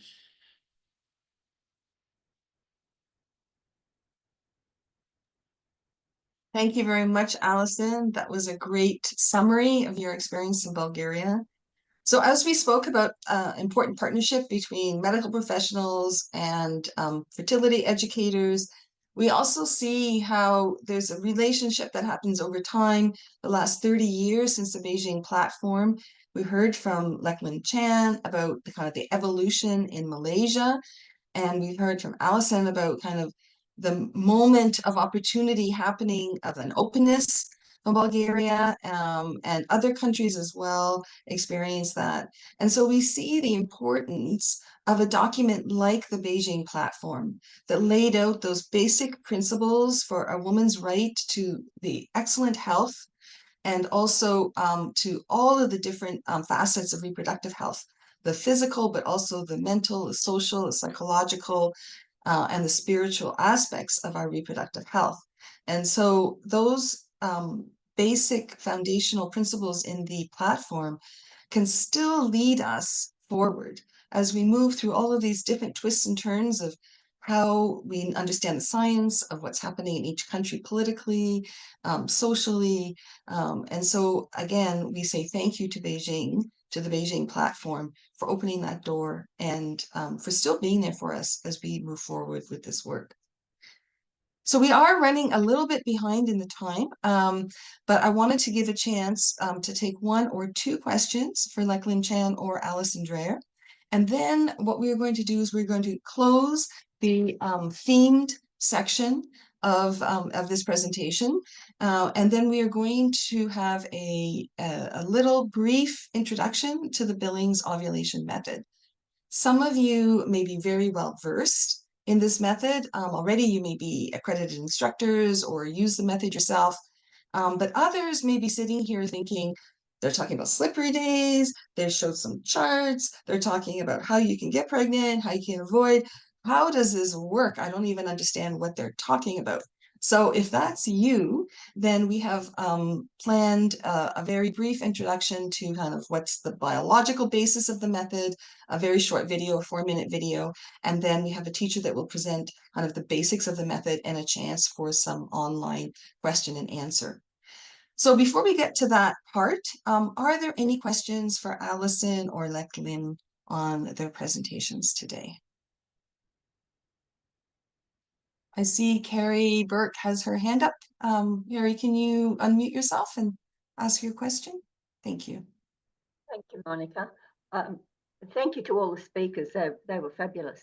I just wanted to make a comment with Lek-Lim's work that he's been doing in Malaysia, and to say that the 4 rules of the Billings method have never changed from when they were first worked out by John and Lynn Billings. But it's so easy for this information not to be done correctly and passed on. And what Lek-Lim found was that the information that was being spread was quite out of date and quite not authentic. And our last speaker talked very clearly about the importance, Alison, of the authentic method. And when the authentic method is taught, it works brilliantly. So that's all I wanted to say. So thanks to all of those speakers. They did a great job. Thank you very much, Carrie. And I think it was very brave of Lek Lim to show us all of what was happening in Malaysia, even the challenges that they had. And I think it's quite easy for us to relate to that experience, that even though we strive for excellence, we know we don't always make it, for there's lots of limitations and lots of challenges that we experience. So it was very helpful to see what our goal is, what the potential is, but also kind of how to navigate some of the challenges that we have. So thank you, Carrie, for that comment. Is there one last question before we close our themed session? I'm scanning our participants. I've seen lots of comments in the chat, thanking our presenters, and I echo that. Really, a lot of information I today. see Christina Lee Uh, has a question. Yes, so Christina, you'll be our last question for this part of the presentation. Yeah, okay. So I just want to say thank you very much for Miss Alison Jayer for like helping to like present this talk and like share her experiences working with people in Bulgaria to learn more about the Billings method. However, I would just like to know, like, since I know that like oftentimes some I know that like in the past some people have had issues with like implementing, let's say, the whole buildings method through to the end. So I was wondering to ask, like, what are some ways that you think that like we can better encourage women to follow through the buildings method like consistently? Yeah, so the teacher-student relationship is paramount to try to really build that trust between a user of the method and a teacher of the method. My experience over the years is the exact same, Christina, is that I talk to a lot of people one time. And the ones that end up actually walking through to full instruction are much, much, much less. And so I can't make them do anything, right? And so all I can do is try to foster the best relationship that I can with them, and try to meet the need that's right in front of me. And then the other solution is, like I said, is to give it all to them in that one meeting. Tell them everything that you can in that first meeting. Try to empower them, give them all of the tools, the information, the websites, because chances are, and I hate that this is true, chances are that they might not come back. And so we hope that they do. We do everything we can to help foster that trust and that relationship and student. But at the end of the day, it really is their choice. Thank you, Allison. And I would just add, one of the other things that I do is I make it very clear in the first meeting about the statistical effectiveness when you have the full presentation versus when you only take a part of it. And so I empower them with the information that if they really want to get to that level of excellence that Carrie was talking about a few minutes ago, that it does require going through the instruction to the end and having charts reviewed and all of that. And then, as you said, Allison, it's not in our hands anymore, but at least they know the implications of the decision and the actions that they're making. So that can be helpful sometimes too. So I'm going to bring this section of our themed presentation to a close. Thank you, Beijing, for everything that you gave us, for opening the door. And thank you to Womb International for all of the excellent work that has been taking place over the last 30 years. And thank you to our speakers who gave us a glimpse into how things changed in the medical profession in the US, how things evolved in Malaysia, and how opportunities have sprung out all around the world now, like in Bulgaria, that Allison was able to connect with. So for those of you, Monica, there's sorry. one question in the chat. There's one question in the chat group. Okay, we need to move along because we're quite a bit over time. But if we have a chance at the end, we'll come back to that question. But thank you for pointing that out. So I'd like to introduce our next presenter, and then we're going to go to our 4-minute video. If you feel that you're very well versed in the Billings ovulation method, or if your time is limited and you have to go, I want to thank you for your participation. But everybody is welcome to stay for the next 20 minutes or so when we'll be doing a brief introduction, or it might be a review for you to the Billings ovulation method. So our next speaker will be Mrs. Giselle King. She is a Canadian from Saskatchewan, which is the Central Prairie part of our country. She has been an accredited instructor of the Billings ovulation method for 15 years. She serves on the board for Natural Family Planning Saskatchewan, as well as Womb Canada as treasurer. Giselle is a mom to 6 children, 3 of whom she is currently homeschooling. So we are especially grateful that she is able to be with us here today to provide this introduction to the Billings ovulation method. So I'm going to go ahead and share this short video, and then we'll hear directly from Giselle.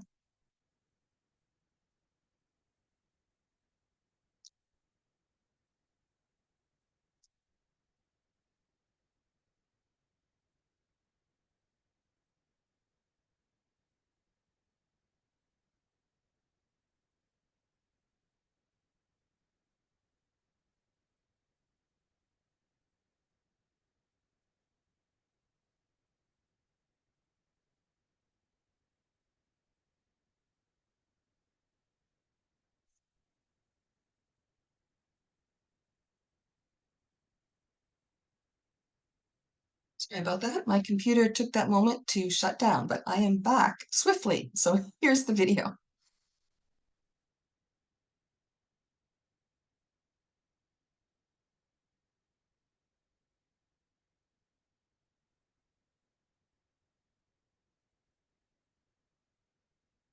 Reproductive system is wonderfully complex, yet the signals it gives you can be quite simple, helping you identify the fertile and infertile times in your cycle. You may have noticed different types of discharge throughout your menstrual cycle.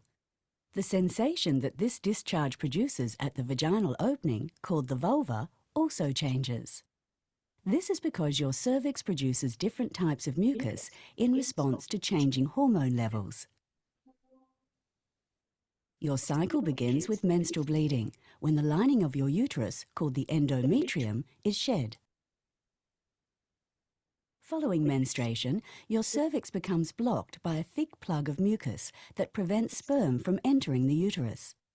This means that you are infertile. Many women feel dry at the vulva during this time. Other women notice a pattern of discharge that feels and looks the same day after day. The number of days that you experience this unchanging pattern will determine the length of your cycle. In an average cycle, this pattern of infertility lasts for a few days. If your cycle is short, you may not experience any days of this infertile pattern. In a longer cycle, you will have more. Early in your cycle, the pituitary gland in your brain begins to secrete a hormone called follicle-stimulating hormone, or FSH. FSH stimulates the growth of a group of follicles in your ovaries. Each follicle contains an egg and a bundle of surrounding cells that secrete the hormone estrogen. Estrogen activates the cervix to produce the mucus essential for fertility. This is the start of the fertile phase. The fertile phase, shown here using a baby symbol, begins a few days before ovulation. One type of mucus produced by the cervix dissolves the plug, which means sperm can now enter the uterus. Another type of mucus filters out damaged sperm cells. Yet another type nourishes the sperm, so they can live for up to 5 days in your reproductive system. It forms channels which help the sperm travel through your reproductive system to meet and fertilize the egg.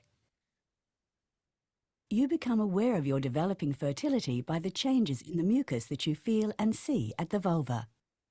You will notice that you feel increasingly wet and then slippery, and you may see mucus that becomes thinner and clearer. The last day of the slippery feeling is called the peak of fertility, It is very close to the time of ovulation. As one follicle nears maturity, the pituitary gland is stimulated to release a surge of another hormone called luteinizing hormone, or LH. LH triggers ovulation, the release of the egg from its follicle. The egg is swept up into the fallopian tube, ready to begin its journey towards the uterus. If fertilization doesn't occur, the egg will die within a day of ovulation. But if the egg meets any sperm along the way, fertilization can take place. After ovulation, the empty follicle is transformed into the corpus luteum. The corpus luteum produces a hormone called progesterone. Progesterone prepares the endometrium in case there's a fertilized egg ready to implant. It also causes the mucus to thicken and the plug to begin forming in the cervix again.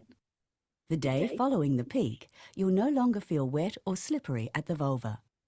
By the end of 3 days after the peak, your fertility for this cycle is over.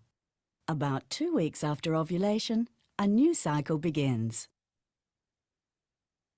We can now see how essential cervical mucus is for fertility. Once you're familiar with your patterns, you'll be able to identify your fertile and infertile times. This knowledge can help you to achieve or avoid pregnancy. It can also help you to safeguard your reproductive health, as you'll be able to recognize changes which might need medical investigation. This is knowledge that every woman ought to have.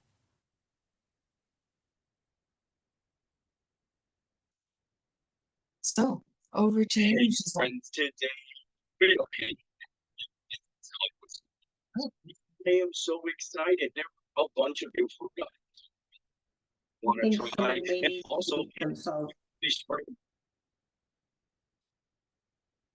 Okay, I'll start now. Thank you so much for having me today, Monica and everyone. I'm going to be giving a very brief explanation of the Billings method. If someone is learning as a couple or an individual, I would want to spend at least an hour with them the first time they're learning. But this is going to be a brief overview so that people can have an idea of what the Billings ovulation method is. So I've got something, it's a simple tool, it's called my slide rule tool. And this is something we can teach someone really quickly, the gist of the method in about, 15 minutes or so. It's going to explain why we use the different colors on the charts. You've seen some charts in some of the other presentations or the videos. And why is the color coding there? So the cycle begins with menstruation. Next, we have pre-ovulatory infertility, and this can be longer or shorter. So the cycle length is going to change here depending on the cycle, depending on the woman and what's going on in her life. Next, we have a time of fertility. The fertile window is going to be in white. And then the luteal phase, another time of infertility, is going to be in green. Now, again, we begin with menstruation. And following menstruation, a woman will usually have a time of unchanging pattern of infertility. So with the Billings method, it's all about learning your patterns. An unchanging pattern shows infertility, and a changing pattern shows fertility. So some women who are going to use the green on their charts have an unchanging pattern of dry. So dry means they feel nothing at the vulva and they don't see anything either. And I'll explain more about picking up on sensation later. Other women are going to be using the yellow stickers or stamps, and that means they do notice something, but it is unchanging in this pre-ovulatory phase. So she will chart for multiple cycles, and she always has the same thing following menstruation. It could be something like she feels damp, or maybe she has a bit of flakiness that she notices on her underwear, but it's unchanging. It's infertile. Next in her cycle is the fertile phase. In the fertile phase, she's going to notice a change. And so she's no longer dry. If she was using the green stamps, she notices a change, and it will change and develop and progressively become more fertile. So it could start if she felt dry before, it could change to damp or moist or sticky. It could progress to wet and finally to slippery. And that is the fertile phase. At this point in her cycle, her cervix is now open and sperm could enter. Sperm could live for up to 5 days in fertile mucus, whereas previously her cervix was closed and sperm survival is very short. When we get to this part where we have an X, that is the last day of the slippery sensation. And how we know it's the last day is in retrospect. So the following day, usually the woman will have a drastic change. So to go from wet, slippery, let's say, to possibly just back to dry or damp, something pretty insignificant compared to what she had before. When she realizes that the day prior was her last day of the slippery sensation, she will mark an X on her chart, and that was the peak of her fertility. Now, when a woman finds her peak of fertility, she will ovulate either on this day or day 1 or day 2 following. And as mentioned before, there's been so much research into the modern NFP methods that this was verified over and over. So we know that that's when the egg will be released, either on peak day, day 1 or day 2. Once released, the egg can survive between 12 to 24 days. So the egg could live up until the 3rd day. Once she gets past that 3rd day, she's infertile for the rest of her cycle. And this luteal phase in green in a fertile cycle will be between 11 to 16 days. So now this is kind of a nice normal cycle, but this is not always a woman's cycle every month. She may have some disruptions in her cycle. And why might she have this? Well, maybe she's feeling sick. Maybe she's traveled. She's under a lot of stress right now. Maybe she's just postpartum and her cycle is kind of getting back into normal. So sometimes after menstruation, she has her basic infertile pattern days. She may have one disruption. Let's say she feels wet for a day and then she resumes to her basic infertile pattern of dry. Can we say that she has had her peak of fertility and ovulated here? No, her hormones have leveled out again, and she may experience a fertile phase with a nice peak later on. I live in Canada where it's very cold. And, you know, sometimes we have a hard time starting our cars in the cold. And to me, this reminds me of the car tried to get start. It didn't quite make it. It turned off. You had to start again, and then it started and you were able to drive. And so our bodies sometimes, you know, didn't quite get there.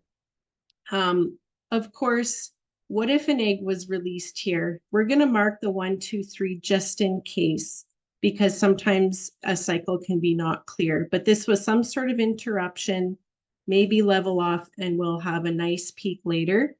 It could be red, there could be bleeding or spotting here, and, you know, resume to normal cycle the rest of the time. So that's why there's that little bit of variation there. When we talk about sensations, we're talking about the feeling at the vulva. So a woman observes what she feels when she's in an upright position. Fertile mucus is going to leave her body from the cervix through the vulva when she's upright. So if she wakes up first thing in the morning and she hasn't gotten out of bed yet, she doesn't know if she has any fertile signs. She needs to be upright. And the woman doesn't have to do anything different than what she did before. She just pays attention. So maybe she's a student, she's going to school, she's going to work, she's at the grocery store, And she just pays attention. Do I feel anything? And if a woman is struggling to know what that means exactly when you feel something, it's not making an internal investigation.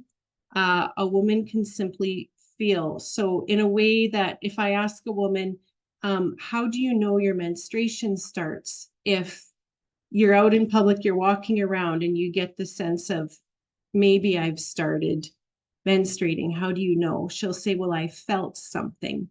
And that sensation of feeling something leaving the body at the vulva, it's the same sensation that the fertile mucus will leave as it leaves a woman's body. She just needs to develop a habit of paying attention to that and recording every night what she noticed. If she tries to go back a few days and remember, she may forget. So keeping that daily record is really important. She's going to write down what she noticed. The sensation is really most important. She's also going to write down if she happened to see anything. And again, she doesn't need to do any internal investigation. Any mucus or discharge is going to be present to her when she goes to the washroom. She'll notice on her underwear what is there. If she tries to do internal investigation, it can be confusing because perhaps she's in her dry days. But if she tries to investigate, she may find that her vagina is moist. And so that's confusing. She's really just dry. So it's kind of a hands-off approach in that sense, and just paying attention to sensation, taking a look when she goes to the washroom, and recording in a few simple words on her chart. The chart, well, women can chart in different ways. So you've seen some pictures of charts. So it can be a paper chart. Some women really like a paper chart. And we give these charts out. Each line represents one cycle, and that would be 6 cycles. And you can get little stamps and stickers for the different colors to go on there, or you can just color them in. Or you can use symbols, and our books explain the symbols and whatnot. Or some women prefer to chart electronically. They can use a spreadsheet, such as an Excel spreadsheet, Google Sheets, or there are some billings apps out there for charting, or you can chart on your computer and whatnot. Something that Dr. Marguerite mentioned was that the apps we use are not going to interpret your signs for you. You are going to learn with the help of an instructor how to interpret your own patterns. And so you're not going to type something in and this app is going to tell you whether you're fertile or not. With the Billings method, we want you to learn whether you're fertile or not, and you decide how that is charted on your chart with the help of your instructor when you're getting the hang of things. So with the Billings method, it's something that you can learn for postponing pregnancy, of course. It's also very helpful for achieving pregnancy, but also just for fertility awareness. And for myself, I really like to start explaining to young people, especially teens, a little bit about their body from a young age. And it's not in this big, serious, formal way, but you can just tell them, you know, there's times in your cycle when you can't have a baby. There's times when you could have a baby and then not have the baby again. You know, you can teach them how to find their peak, and then they know when to expect their next menstruation. So I think Billings is really good and useful for so many people. And if young women have an idea of how it works from a young age, then it's not so difficult for them to learn when all of a sudden, let's say they're postpartum and they want to learn, and it just seems maybe more overwhelming at that time. So it's really helpful to simplify it, teach it to young women before they really need it for family planning purposes, maybe, but they can just be aware of their cycles. And of course, if there's something going on, like you're always seeing a lot of disturbances in the cycle, and you're not seeing a normal pattern, then the woman and her instructor should know that perhaps she needs medical investigation. So it really safeguards her reproductive health. She can really tell if something is not quite as it should be. Now, with the Billings method, we have 4 rules, and these rules can be used through all stages of life. It doesn't matter the age of the woman, whether she's wanting or she's young and wanting to postpone pregnancy, she's coming off the pill and her cycle hasn't regulated, postpartum, perimenopause, the rules are going to be the same. So the first early day rule is to avoid intercourse on days of heavy bleeding during menstruation. The reason for this is a woman could have a very short cycle and the bleeding could obscure the fertile mucus, like these could be coinciding. And a woman may say, I've never had a short cycle like that before, but she will probably have a short cycle like this at some point in her life. So if she's really wanting to avoid pregnancy and be very careful, then they would avoid intercourse on days of heavy bleeding. The second early day rule is alternate evenings are available for intercourse when these days have been recognized as infertile. So when the woman's in her infertile, the basic infertile pattern time, again, we're saying alternate evenings are available for intercourse. Why the evening? Because she cannot wake up in the morning first thing and know whether she's fertile or not. She hasn't given any potentially fertile mucus a chance to exit her body. So she needs to go about her day, observe her signs. If by the evening she says, yes, I was just dry, or yes, I just had my basic infertile pattern of something else, then the couple can use that evening for intercourse. The following day, the couple would wait because there is going to be seminal fluid and from the intercourse the night previous, and the seminal fluid will get confused with her observation. So they simply wait. The following day, if she goes back to her basic infertile pattern, they can use that evening again. And that way, alternate evenings allows her to catch the beginning of her fertile phase. So that's the second early day rule. The third early day rule is to avoid intercourse on any day of discharge or bleeding which interrupts the basic infertile pattern. So this is what we call the wait and see 1, 2, 3. So if she's going along dry, all of a sudden she has a wet day, but then she just goes right back to dry. She needs to wait. Now, this one day or a couple days that don't have that nice developing pattern, we can't say that she ovulated there. It might have just been a little disruption. So she cannot mark peak. It's not enough, but she has to be careful in case an egg was released, and the couple would wait 1, 2, 3. Her estrogens leveled out. She went right back to dry. They continue then with rule 2, the alternate evenings. And then if the fertile phase is coming later, they can easily identify it. The next rule is called the peak rule. This one is applied if she does recognize a peak. And a peak is a changing developing pattern ending in slippery, followed by a drastic change. So if she's had a nice buildup, and this is where an instructor is helpful to help you chart, help the woman chart and identify peak. Yeah, she's had a nice, a few days of buildup at least, ending in slippery, followed by an abrupt change. She can say, yes, my peak of fertility was here. After that, she counts 1, 2, 3, because the egg could be released again on peak day, day 1 or day 2. The egg has a survival of 12 to 24 hours, bring it into the 3rd day. By the 4th morning, then to the rest of her cycle, she's infertile. So intercourse could occur at any time, any of the days, and they don't have to alternate days. They don't have to wait till the evening.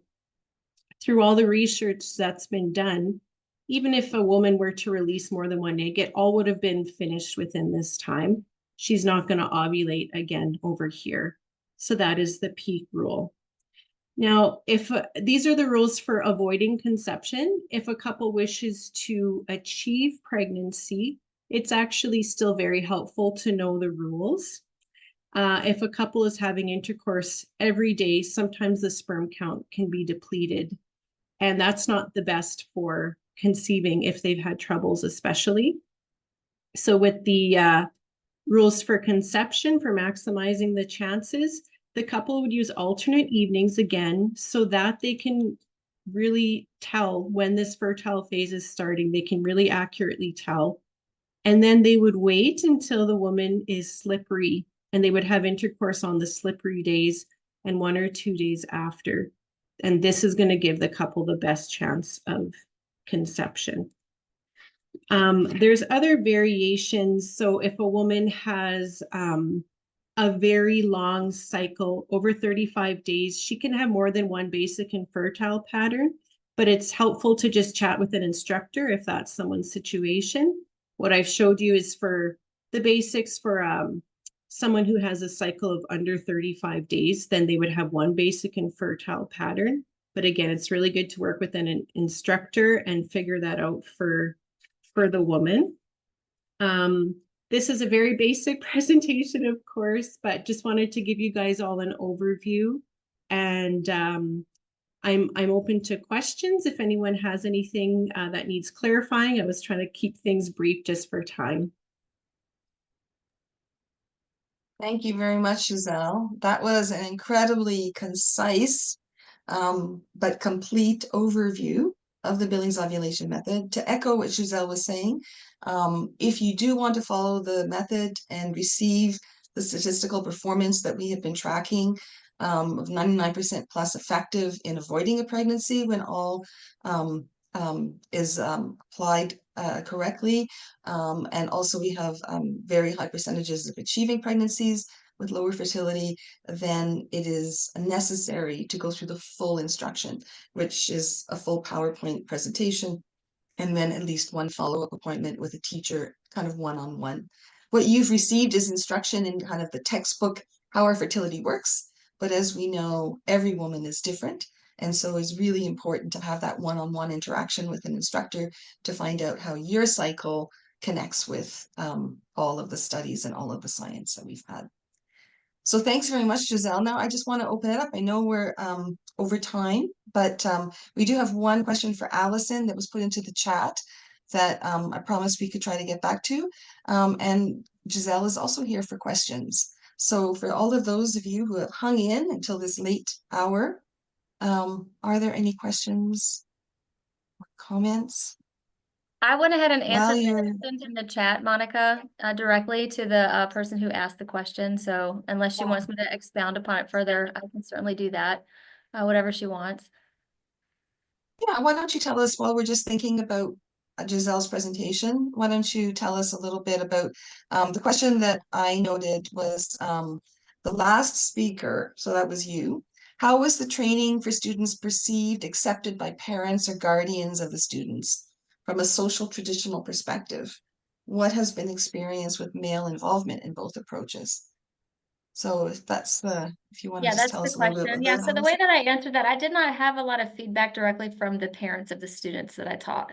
The feedback that I received was from the teachers. The day that I did it, the days that I did it, I knew that they were very pleased with that. And then just more recently, whenever they found out I was coming back, that they still talk about it. So like I said, it wasn't from the parents or the guardians, it was from the teachers, and the teachers are really excited about another opportunity for their students. So I would like to know what the parents thought. I would be very interested in their feedback. I'm always interested in what parents think because parents are the primary educators of their children. And I know here in the States, I don't do anything sex ed without parents knowing exactly what I'm about to teach their students and having the opportunity to opt out of such training. So when I do sex ed here in the States, I send out all of the materials, the PowerPoints, the lecture notes, everything that I'm going to be presenting to their children so that they have full access to everything I'm going to be telling them. And then they have the opportunity to say no and the freedom to say no to that. As far as the male involvement, I don't I know that in Bulgaria, that's still a patriarchal kind of system, and the men are the gatekeepers there. And they were really the ones that allowed it to happen in the first place. So the women were interested in it, but it was the men who said yes that allowed those things to take place. So I was very grateful for that. And then just as a real personal story, one of the ladies that did come to me afterwards in Smolensk came at the insistence of her partner. So he said, go talk to her. And so she did. Oh, that's a great story at the end, Allison. Thank you. And I do want to say, it sounds to me like you would have heard through the teachers if there had been kind of any upset or any resistance. And they certainly wouldn't have been overjoyed to hear that you were coming back if they'd had to deal with a lot of backlash. So I think even though you didn't hear specifically from the parents, I think we can assume that it was well received, if the thought of you returning is a positive one. That's good insight. Thank you. So I don't see any hands up. I think we've all had a very I long think session. Carrie has her Carrie has a hand up. hand up. Go ahead, Carrie. Sorry, thank you. I'd like to congratulate Giselle on her lovely presentation with the slide rule, but I know you're probably a little bit nervous, but at the very beginning, you were saying that the egg can live for up to 12 to 24 days, but you corrected that at the end by saying 12 to 24 hours. So just in case somebody didn't hear your last one, it was, yeah, not 24 days, but 12 to 24 hours. But it was just a beautiful presentation using the slide rule. Fabulous. Thank you. Thank you so much, Carrie. Yes, I did mean to say hours, not days. I'm sorry about that. You have the hearing of a hawk, Carrie, because that totally went over my head. I didn't catch that. So it takes all of us, right, to really get the excellence of this method. So thank you. All If right. you're recording So it, that's all. I just, just needs people to know that. That's all. Very good. All right, well, I'm going to draw this session to a close. Thank you to everyone who has hung in there until the end. And again, we thank you all for being here. We thank the UN for giving us this platform and this place to present on behalf of the World Ovulation, the World Organization of the Ovulation Method Billings, WOMB International. And again, we thank all of our speakers. So until next time, take care, everyone.